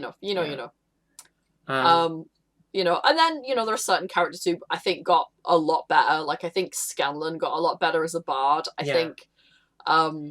Oh no, I've forgotten Ashley Johnson's character's name. Pike Trickfoot. There we go. She got really powerful because clerics are actually quite powerful, especially healing clerics in 5th edition. Mm-hmm. Grog stayed about the same because barbarians are always kind of just the same. And then fucking Keyleth got amazingly powerful because druids are like really good. Yeah. Insane. Yeah, they're really good. They're like it's a lot to take on. It's a lot to remember. Except that she continued playing except that she continued playing Keyleth, like Marisha Ray continued playing Keyleth the way that she would have played her in Pathfinder, which was strong enough but involved a lot more wild shaping than like is generally advisable in 5th edition, which meant that like it was a bit funny initially while they found their feet. So the point being, even between two systems that are very, very conceptually close and have mostly equivalents to the things that you want, it can kind of screw up your campaign to change like mid-term. So I don't know, maybe don't. Like, one of the reasons why I'm thinking of changing to Pathfinder in the next campaign I create is because I kind of want to get... This is going to sound really bad. I want to get rid of a lot of the magic classes. I'm like, wizard is enough. Fair enough. I want to get... Yeah, and I'm like maybe bards, but, like, I don't see much room for anything else, really, in this setting. But, like... maybe, but I'm like, so why would I just not have one whole magic class that people can, like, pull from what they want and make whatever kind of idea of a magic user they want, which I think is a better way of doing it, and kind of what I wanted for the 2 Earth setting anyway. Like, I'm like, I've had to shove a lot of, like, D&D shit into this setting that I kind of didn't want in there anywhere, and I've kind of just gotten used to it. And put up with it basically, which is like fair enough. Like if you're working backwards like me, which is probably the wrong way to do any kind of campaign setting. Quite honestly, it should be system first, but I don't like doing it that way. Yeah. Whatever. Some of the games we've mentioned will force you to be system first in that they, particularly like some of the fiction first games like the PBTA games and stuff. Basically require you to come in with no preconception except we are going to play this game and create the world together. Blades in the Dark doesn't do that, and frankly, despite its very specific genre prescription, I kind of feel like it would be a better game if it did. But regardless, I hate to say this, nobody does. I don't. It's hard, especially because all of our attention spans have been destroyed by, like, TikTok or whatever, but, like, read the source book before you play. At the very least, read the beginning of the source book where the creator explains what the point of the game is, so that you can reference the rules in a more informed way later. But there are other games, like, I would say, if you're going to continue playing D&D, make sure it's because you actually enjoy playing D&D. D&D, despite WotC Hasbro's insistence that it can be used for everything, which technically is true, but it doesn't mean it's not painful, is actually a game with a pretty specific remit. It's about vaguely superheroic, like, hero characters in a high fantasy realm performing, like, mercenary work and doing a lot of combat. The game is very combat focused, right? And to be honest, if you bulk at that, if you say, well, my D&D game isn't very combat focused, it's like, play one of these other games just so that you can understand what I mean by that. Because it is possible to have rules of the game that both, like, guide and also, like, bolster the kind of non-combat role-playing that you are doing in a tabletop game. And even if you don't like that, I think you owe it to yourself to check it out, right? Yeah. If you're sitting there and you're thinking, no, I like playing D&D, and that, like, I think that's fine. That's okay. And if you're sitting there being like, but if you're disappointed by this and you're thinking, maybe I should take a new system. Well, let that curiosity push you, right? Let it go. Like, maybe, if you're a player, maybe say, hey, maybe we should, play this game sometime. Yeah. Maybe branch out a little bit more. If you're like a GM, maybe go, hey, listen, after this campaign's done, I'd kind of like to try something different. And most people are going to be receptive to that because, quite honestly, most of the time it's not the system they like. It's playing a game with your friends. People they play with. It's playing a game with your friends. It's about friendship and community. Here's the thing also, you don't have to stop playing D&D. And even if you do stop playing D&D, you don't have to stop playing D&D forever. You can do what Cold Press and Matt Mercer have done. You can diversify your portfolio a little bit, try some new things, and you can go back to the old stuff if you want. And I would say, if you're a player and you kind of want to try and convince your GM to try something new, pick something that is a genre that is interesting but drastically different from what you're currently playing. And ideally, if you want this to actually happen and for people to try stuff out, try something that one-shots well, so that you can just have a little taste of it. Oh, yeah. Right? Hello. Exactly. There's a number of the PBTA games. Obviously, as with most games, they're not going to one-shot as well as they campaign. I kind of feel like Monster of the Week in particular, like, really can do with, like, a sort of 3 mystery or so, like, length before it really gets into its stride. But you'll get the basics down in a one-shot, right? It very much has a hit the ground running attitude to the meta plot as well. As opposed to Blades in the Dark's hit the ground running attitude to, like, all of the gameplay all the time.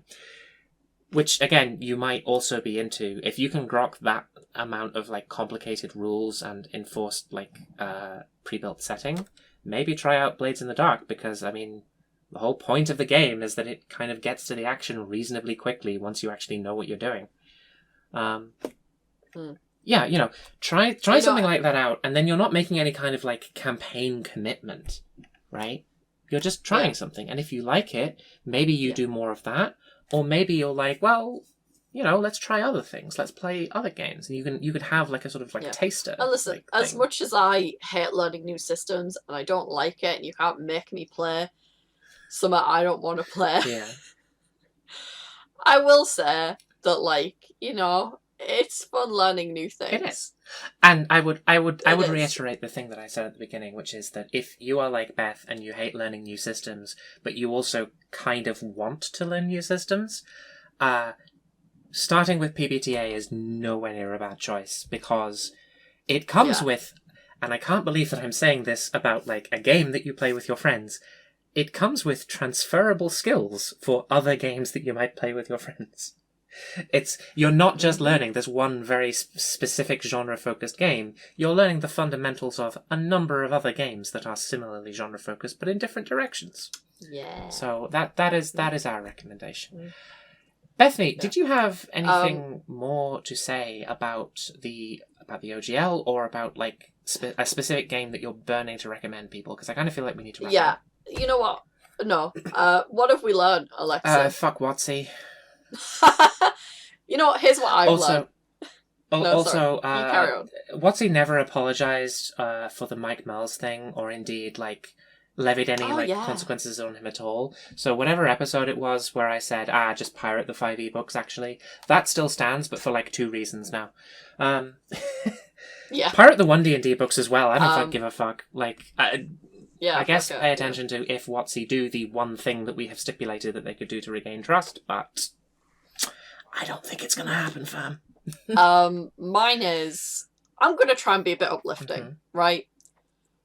Because I'm going to say, D&D isn't a game, it's a people, right?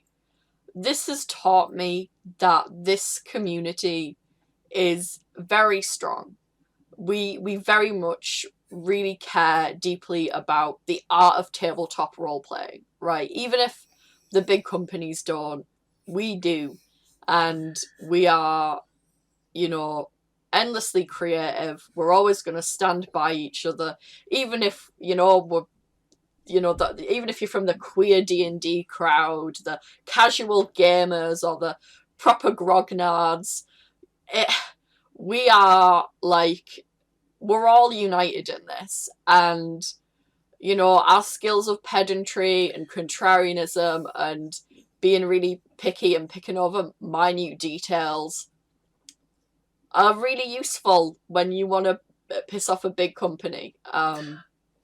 And collective action does work, and it does make companies afraid.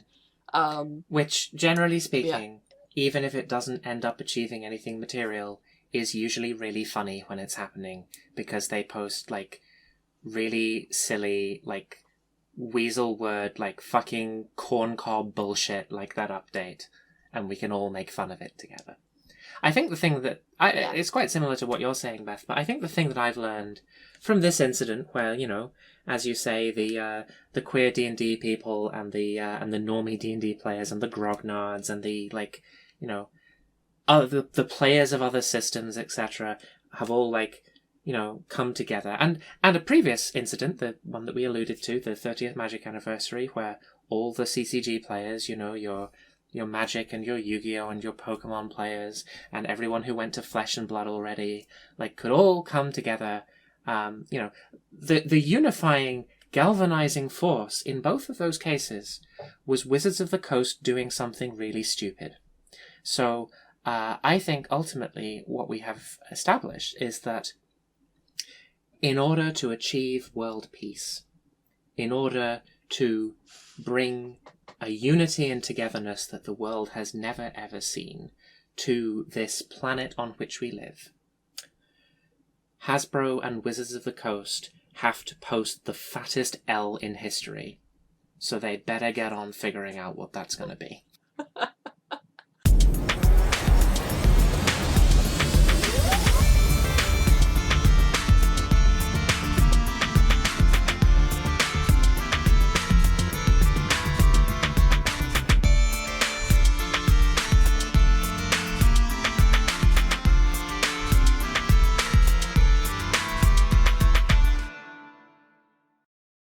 The only thing I'm going to add is learning that those Magic the Gathering booster packs were like £1,000. Knowing that the Pokemon TCG just had its 25th anniversary, and our anniversary packs were, the price of a normal booster pack. Now, in fairness, Bethany, I think that's disgusting. I don't think you're being fair to Wizards of the Coast at all. First of all, the price was in dollars, and secondly, you got 4 booster packs for that price, so they were only $250. Yeah, you're right, yeah. Jesus Christ.